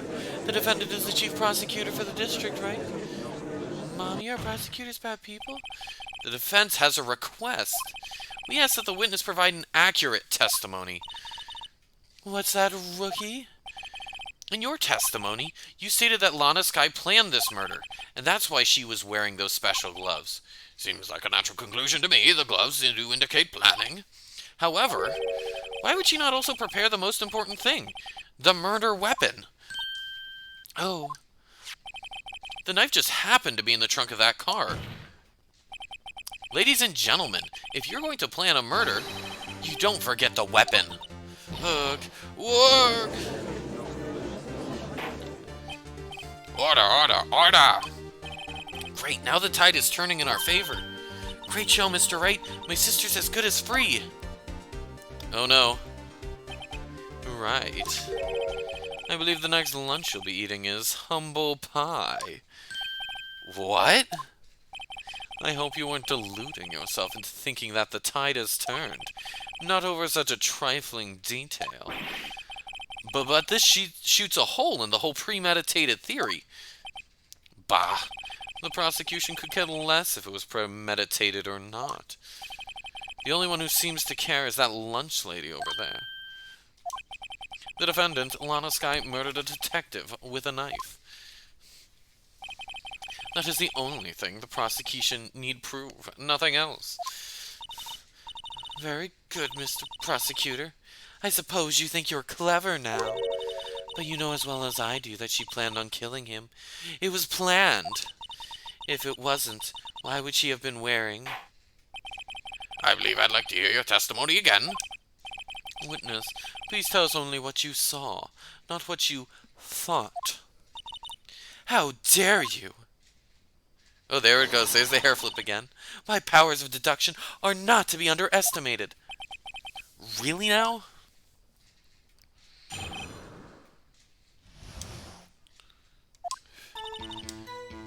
Lana Skye intended to murder Detective Goodman. That's why she called the victim all the way to the prosecutor's office. I'm sure the chief prosecutor had a grudge against the victim. Nothing else could drive that human machine to plunge the knife in again and again. Oh, that last statement contradicts the autopsy report. The victim was summoned from the police department to the prosecutor's office. Does sound a lot like premeditation, doesn't it? So if I ordered a pizza, does that mean I'm planning to kill the delivery boy? In any case, the defense may now cross-examine the witness. Alright, let's go to that last statement there. That contradicts their evidence. Because you was stabbed once. Honest guy intended to murder Detective Goodman. Okay. Present.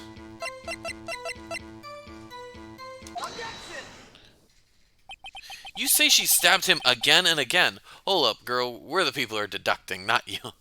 That's probably... That's very true. She did get fired. She's not deducting anymore. But you couldn't have witnessed that. Are you testing me? Then I'll test you. With my moss surprise. I'm afraid the moss is growing under our feet as we wait, Miss Starr. What do you mean? I shouldn't have to explain this, but take a look.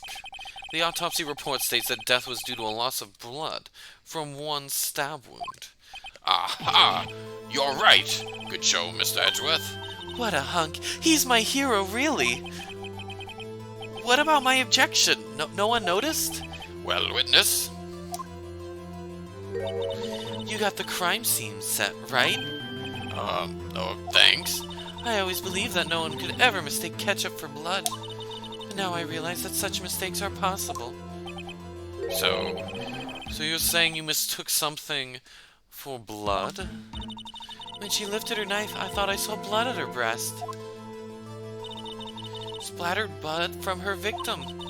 That's why I thought she must have stabbed him at least twice. Then tell us what you saw that you thought was blood. Testify. Her red muffler looked like blood to me. That's how ghastly the whole scene was. Okay.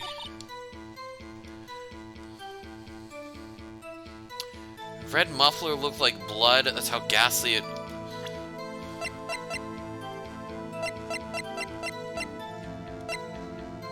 Okay, I just want to press her on some of the other things. You said that, but you haven't told us how you know. That's what I'm about to tell you, rookie. I believe what she just said was a mere prelude to the story she's about to tell. Try not to interrupt her again. Rookie. Never interrupt a storyteller. It's like pulling a bun out of the oven, half-baked. Something's half-baked here, all right, and it's you. Try not to confuse the defense witness. They're not very quick on their feet. Now, why did you believe that a suspect had intentions to murder the victim? Her actions speak for themselves. Okay. I'm gonna press her on this. What kind of grudge? Well, I wouldn't know that.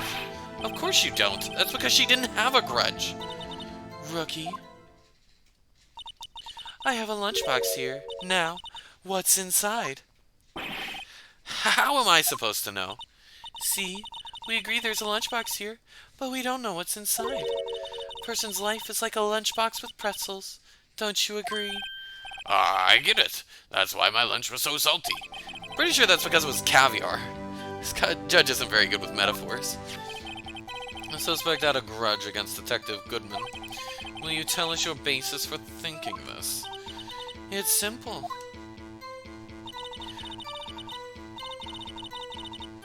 Her red muffler looked like blood to me. Okay, I'm gonna press. Her red muffler? Yeah, it's like a scarf. The chief prosecutor always wears one around her neck. So she can be easily hanged at the moment's notice, I suppose. She's right. This guy was wearing a red scarf, wasn't she? But wait, isn't it odd that you mistook that for spattered blood? Well, people often mistake my beard for a bib. Judge with a bib. That's why this place feels so much like kindergarten sometimes. Actually, I do think I saw some traces of blood on her chest. However, the autopsy report on this matter is clear. There was only one knife wound. Apparently, Miss Starr isn't entirely sure of her own testimony. Mr. Wright, this is our chance. Chance for what, I wonder? She turned out to be as short-tempered as she looked when we met her. Challenging her abilities as a detective really set her off. Shortwick burns out the fastest. It's a scientific fast. I wonder, wouldn't it depend on the size of the candle? I mean, add more wax and even really short wick will burn longer. Obviously, more scientific testing is required. Okay. Press. You have no proof that Miss Skye called him there. You have no proof that she didn't. Mr. Edgeworth, thoughts? There's no record of a call made on the defendant, Miss Lana Skye's phone. She might have written him a letter. Come on, you could have tried a public phone first, at least. In any case, the victim came to the prosecutor's office, where he was murdered. I'm sure he had a reason to be there. Witness? Why do you think it was the suspect who was why do you think it was the suspect who summoned the victim that day? I'm sure the chief prosecutor...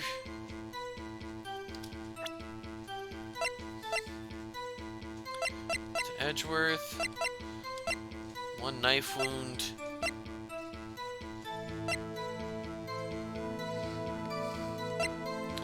Anything else we can get out of this photo? Oh, she's not wearing a scarf.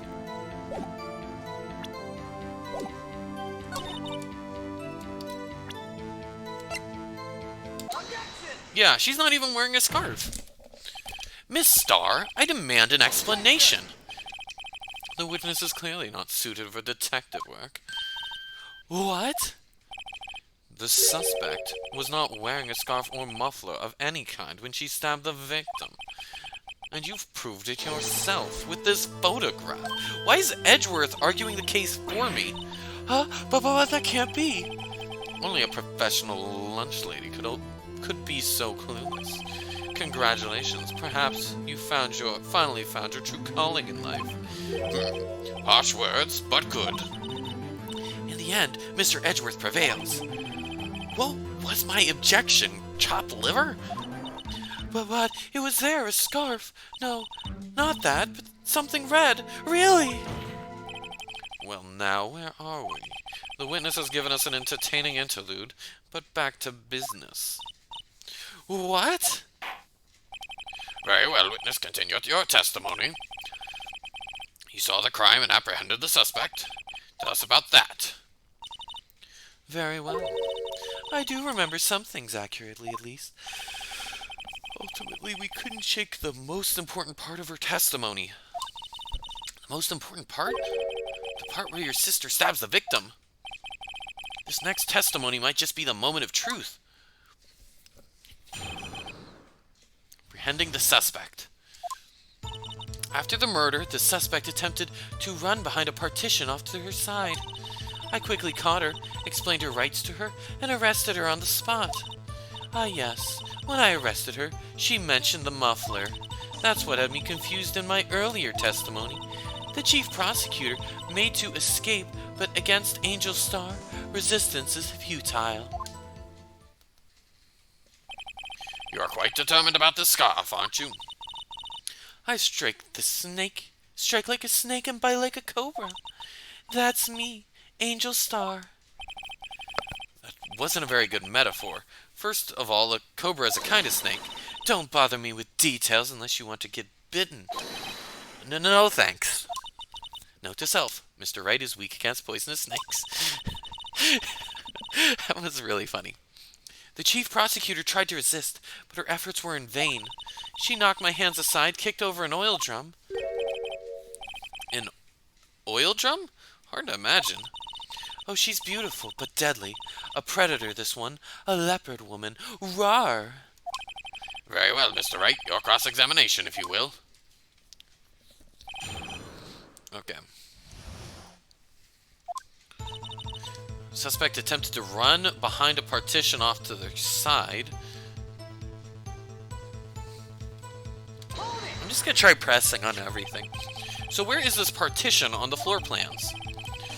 I'm sure she means this wall next to this car. That's right. There was a wall there, about 6 feet high. She was obviously trying to hide... She was obviously trying to hide herself. Quite a natural thing for a criminal to do.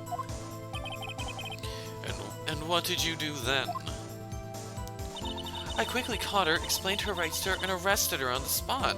She's not a detective anymore. She can't arrest people. When you say quickly, were you close to the suspect? As I just said, I was only 30 feet away from her the whole time. Maybe I should press her for more details. Press her. I'd like to see this on the floor plans, just to be safe. The Lunchland car was... She was a visitor, thus she was parked in the B block. So you witnessed a murder from here? That would make it about 30 feet from... That would make it about 30 feet from the car, yes? Is that correct, Miss Starr? Yes, that's right. But there was a chain link fence in front of you. I went over it, of course. Amazing. The carve-out queen. Lunch lady athlete, indeed.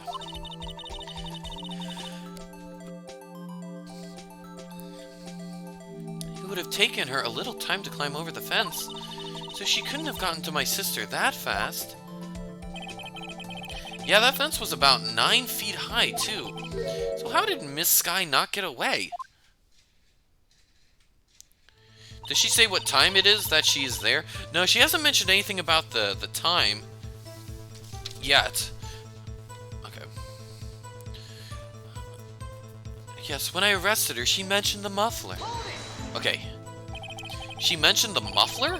What exactly did she say? If I remember exactly, I would have told you in my testimony. Cheeky. Anyway, all I heard say was the word muffler. Just that one word? So, what you heard wasn't the suspect talking to you, but to someone else? Yes, the chief prosecutor was talking on her phone.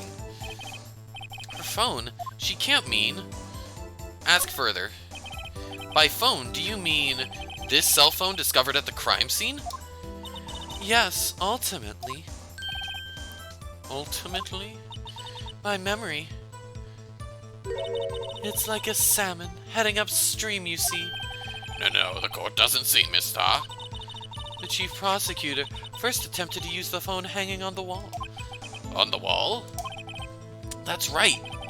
Near the car, there was an emergency phone on the wall. Apparently, it was out of order.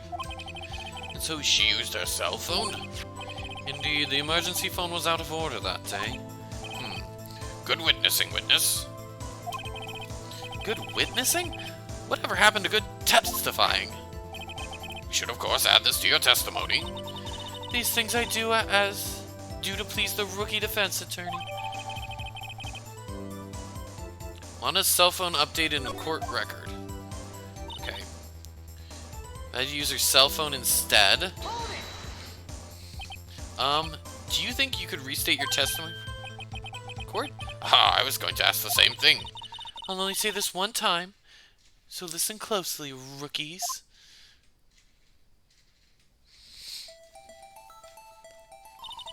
The chief prosecutor stabbed the victim and ran behind the partition. She picked up the emergency phone on the wall, but it was out of order. So she pulled her own cell phone out of her pocket. During that time, you climbed over the chain link fence. Then, when I boldly grabbed her arm, the chief prosecutor hung up her phone. And you saw her doing this? What is it, Mr. Wright? The chief prosecutor made to escape, but... Wait a second, if there's a partition in the way... If there's a partition in the way, and she was climbing over a fence, how could she see that she tried to pick up the phone?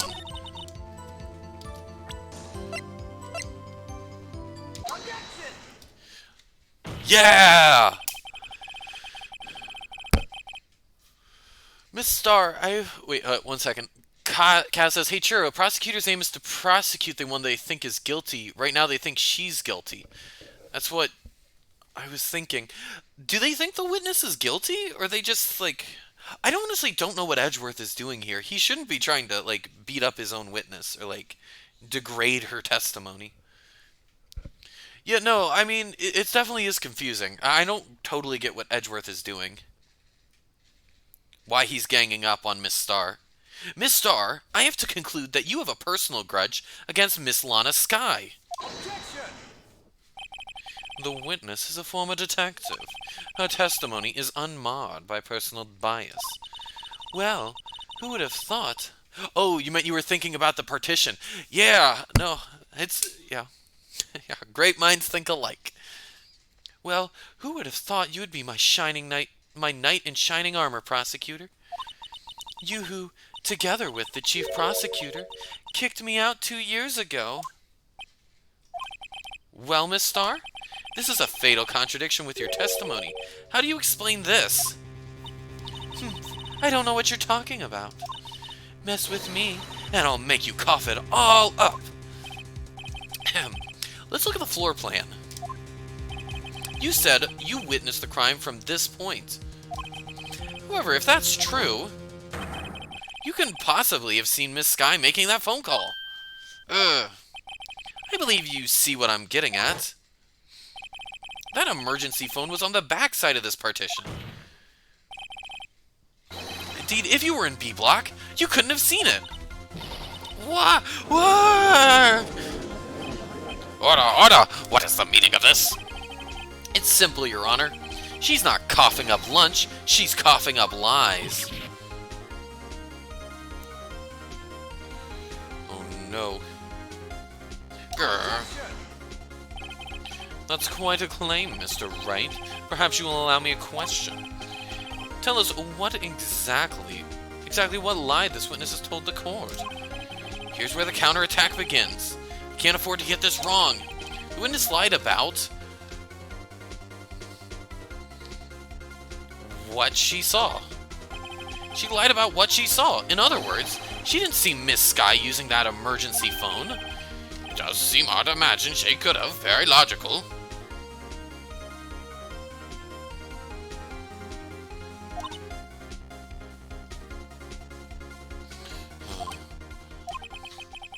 What's the matter, Star? Cat got your lunchbox?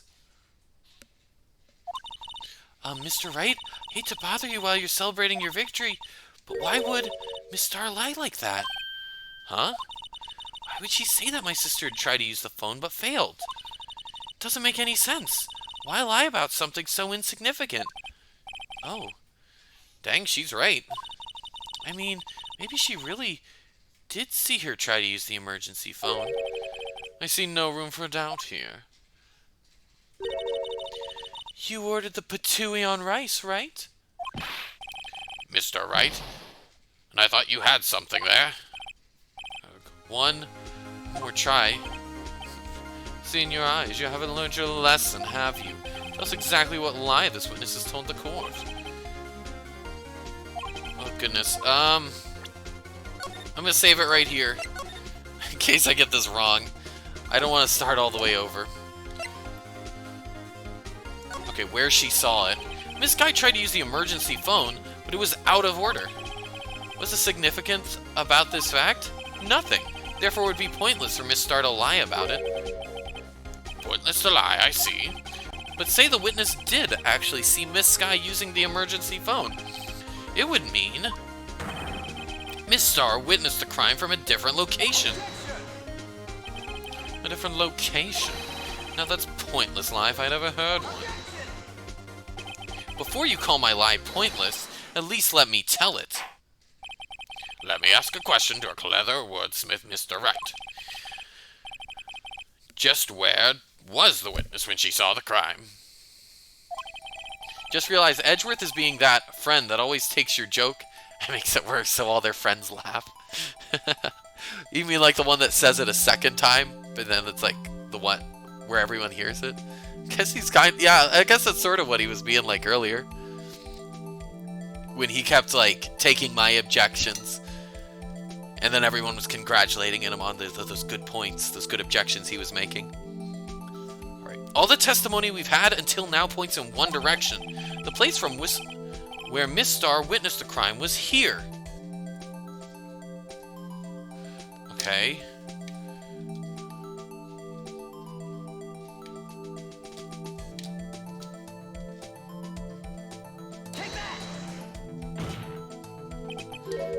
This is the only place where she could have been. The security guard room? Indeed, the security guard room in the underground parking lot is well positioned. It's built on the second floor, so you can see the entire lot. She would have been able to see the emergency phone from there. But why there? There are many other places where she could have seen the phone. Not in this case, Your Honor. The witness, not being part of the prosecutor's office, couldn't park in the A block. The only place where she could have seen the crime and the back of the partition is here. I remember in your testimony you said you brought You brought a lunch to your boyfriend in the security guard room, right? Yes? Well, Miss Star? That Phoenix head shake was also nodding? I guess it kinda was, yeah. How many years have I been getting the better of men? To think that the tables could be turned. Today a man has got the better of Angel Star. Order, order, witness! What have you done? You used to be a detective. You should know better. I'm not turning back. The guilty will be punished. And I'll do what I must to make sure justice prevails. The guilty? Is she talking about Miss Sky? Mr. Wright? Does this strike you as odd? Why did Miss Star lie? It doesn't make sense. Huh? She could have just said she saw the crime from the security guard station. It wouldn't change anything. Exactly. This photograph tells all. It was the defendant who stabbed the victim. The truth still stands. It still stands? I disagree, Mr. Edgeworth. What? Well, because, like, there's a chain link fence in that. And if she's in the security office, she couldn't have gotten a picture of the chain link fence. If a witness is found to be lying, they're guilty of perjury. She knows this. She wouldn't risk that without good reason. So tell her what her reason was, Mr. Wright. Huh? Me? Who else? Mr. Wright, let's review what we know. Miss Star witnessed the crime from the security guard station, but she lied and said she saw it from B Block. Must make a vital difference, but what? What would change?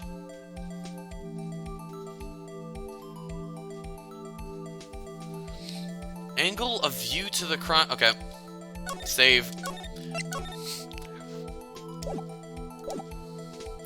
Angle of view to the crime different.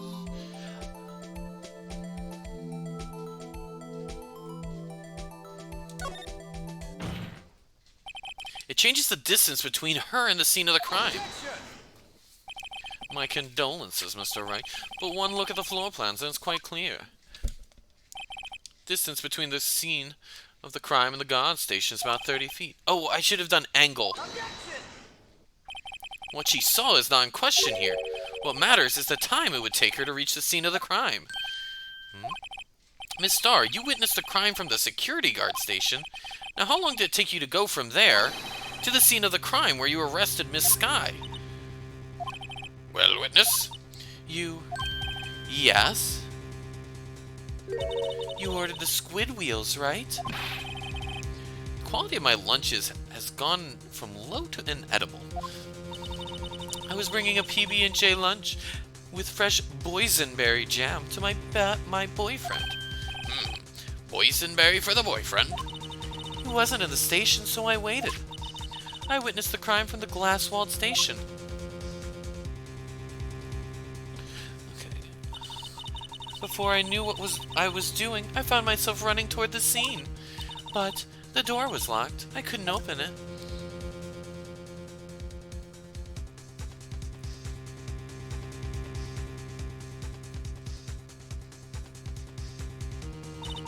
That's why I had to go through the visitors' parking in B Block. That's quite a detour. Partition logic. It probably took me at least 5 minutes to get to the scene of the crime. 5 minutes? This changes things considerably. But it was that woman over there in the defendant's chair who stabbed him. I know it. I have photographic evidence. I swear it. I swear it on my finest plastic spork. You have a point, and the spork is a wonderful invention. Oh, someone's getting fussy. Would you like another caviar lunch? Absolutely. Alright, I think I might have to pause just briefly for the moment, drop you guys in Starview Lounge, and I will be right back. Just need to give someone her pacifier. She usually dropped it.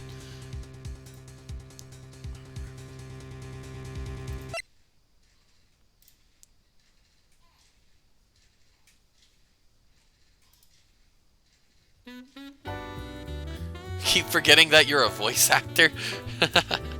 I'm just doing all the voices.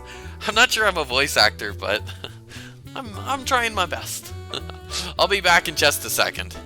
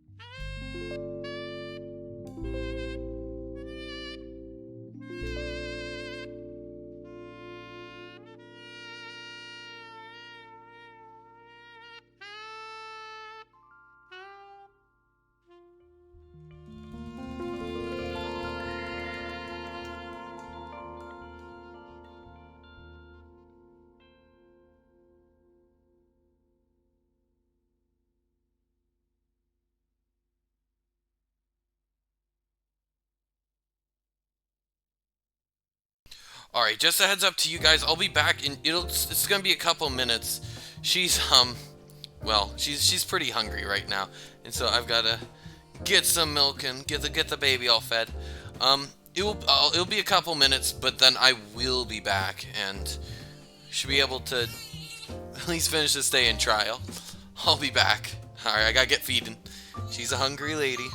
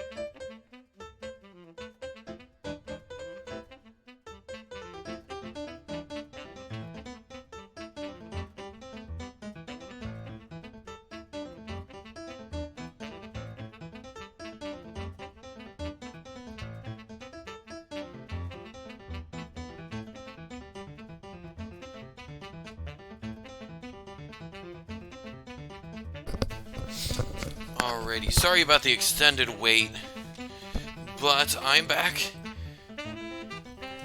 and we should be ready to stream again.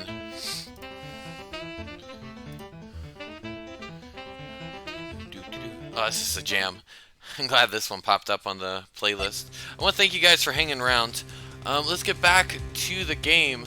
Kaz says, hey, viewers aren't chatting. Here's a spork to eat your humble pie. Okay. Uh-oh.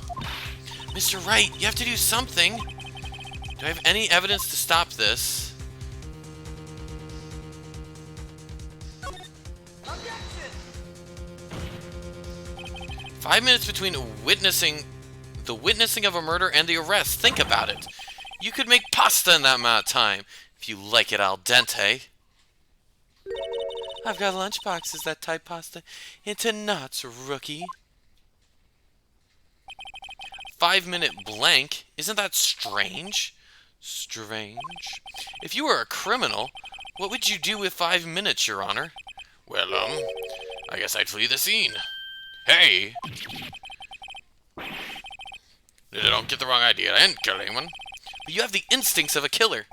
I've returned from giving people sporks for their humble pies. Thank you, Cass. I'm sure they will enjoy them. But this time it was different. Miss Sky dawdled at the scene of the crime. She even had her picture taken. No true criminal would act this way. It's inconceivable. Yeah! Well then, it seems we've come to the end of this testimony. The witness has a grudge against the defendant, and a blank in her testimony. Mr. Edgeworth, is the next witness ready to go?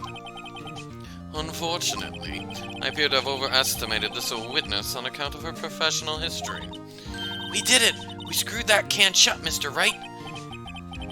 That was too close. I'm afraid that the cough-up queen has been dethroned, and with that, court is adjourned. Oh! Who's doing the hold it? Mr. Edgeworth, you ordered the squid wheels, right? That's the one she tried to foist off on me. I prefer not to take the defense team's leftovers. Anything else to say? I might be able to save you. What? I have decisive evidence. What was that?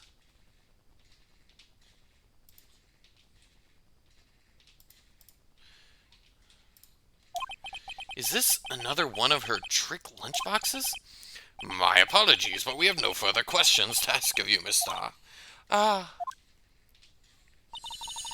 Is this your jumbo lunchbox? Woohoo, a triple-decker! Out of deference to the witness's determination, I'll allow one more testimony. Let's hear about this decisive evidence. Like the Lunchland motto says, you won't be disappointed. What's she going to pull out of her lunchbox this time?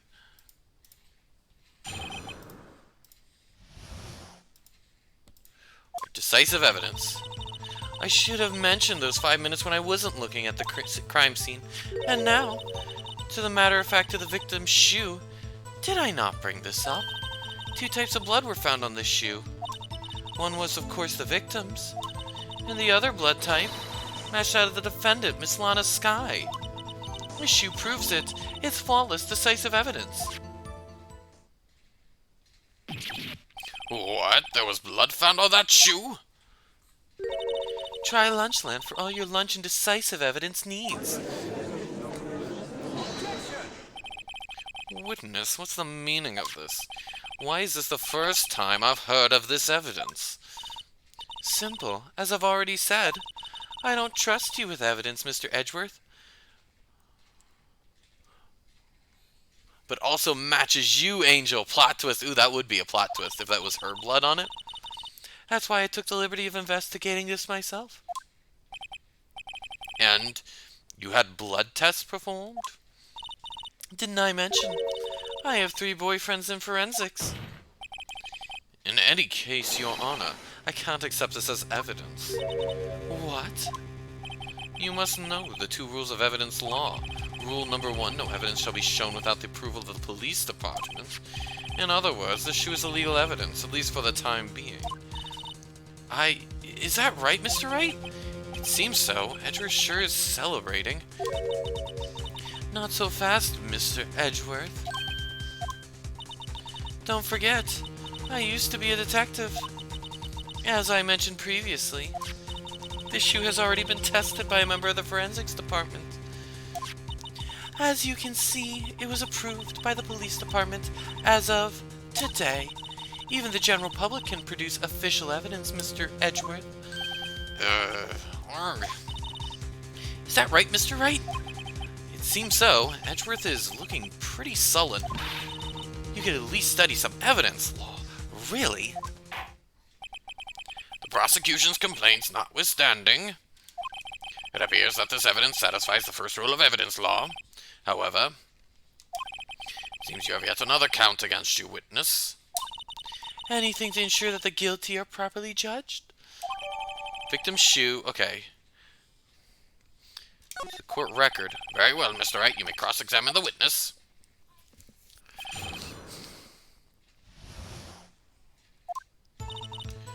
"5 minutes wasn't looking at the crime scene.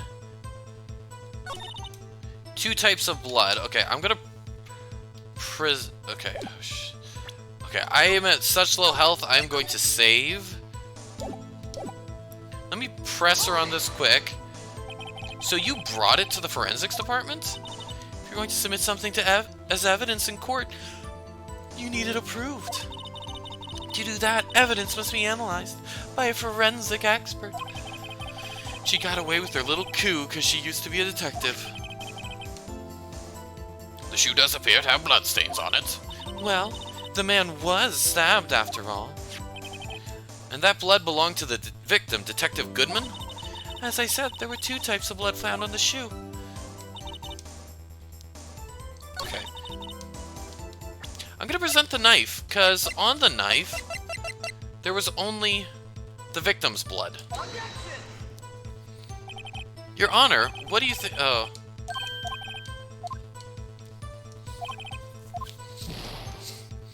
Oh, wait.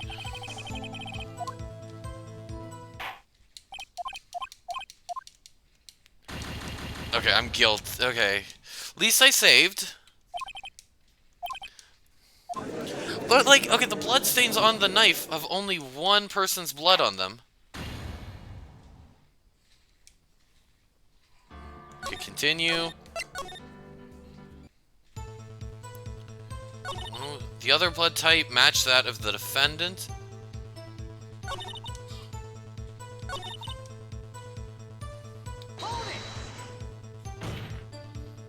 You can't say for sure the blood belonged to the defendant with a blood test. You claim to know something about blood tests, rookie. Huh? Well, speak up. Oh, well. Blood comes in 4 types, A, B, O, and AB. However, you can't tell from a blood test whether a murder was committed in cold blood. That's just a figure of speech, Mr. Wright. Actually, we can differentiate between millions of types of blood with blood tests out there. Which means that we can more or less narrow down any sample of blood just to one person. Or so I hear. That's pretty specific. If I had a little more time, I could have gotten DNA test results. But they said there would be little doubt it'd be anyone but Miss Lana Skies. So the suspect's blood was found on the victim's shoe. That ties her directly to the death of Detective Goodman. I was afraid he was going to say that.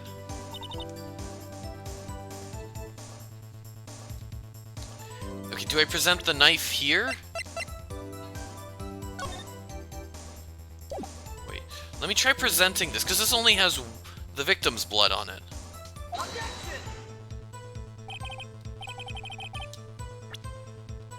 Okay, that's gonna be bad.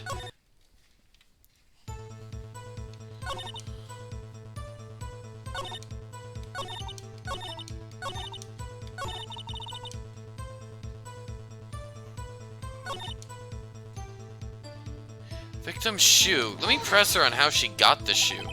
You found the shoe at the scene of the crime? Actually, court 7 people have in the world have no blood type? Is that really true? You can have no blood type? Is that just type O? I detained the chief prosecutor and notified the police department. I wanted to make myself useful while I was waiting for the police to arrive. So like an Ill-trained pooch, you snuck off with a shoe. I was afraid someone would erase the chief prosecutor's crime. Shoe was my secret weapon if that would happen. See this fashionable basket we have here? It carries more than lunchboxes, gentlemen. I'm happy for you and your lunchbox, really. In any case, you remove valuable evidence from the scene of the crime. Now tell us what you did next. Okay, let me look at the photo.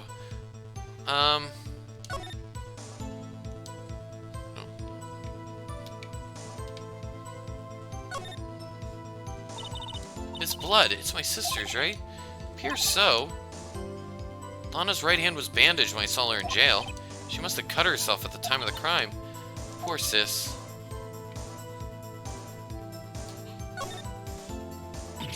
Ah, there's blood here too.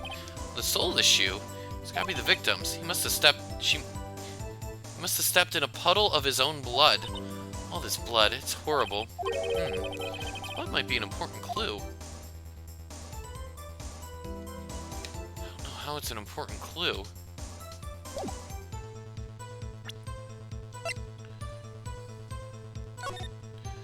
She's wearing black shoes. Is this the victim's shoe? This is the victim's shoe. Okay.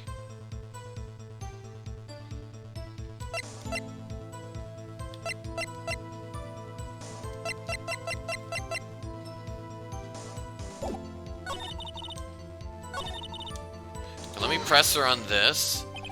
Can't let this evidence go through without a fight. You ordered the peppered fish guts, right? That sounds disgusting. Some like it hot, Mr. Wright. Some like your client. She's in enough hot water to make a whole vat of soup. Mr. Wright,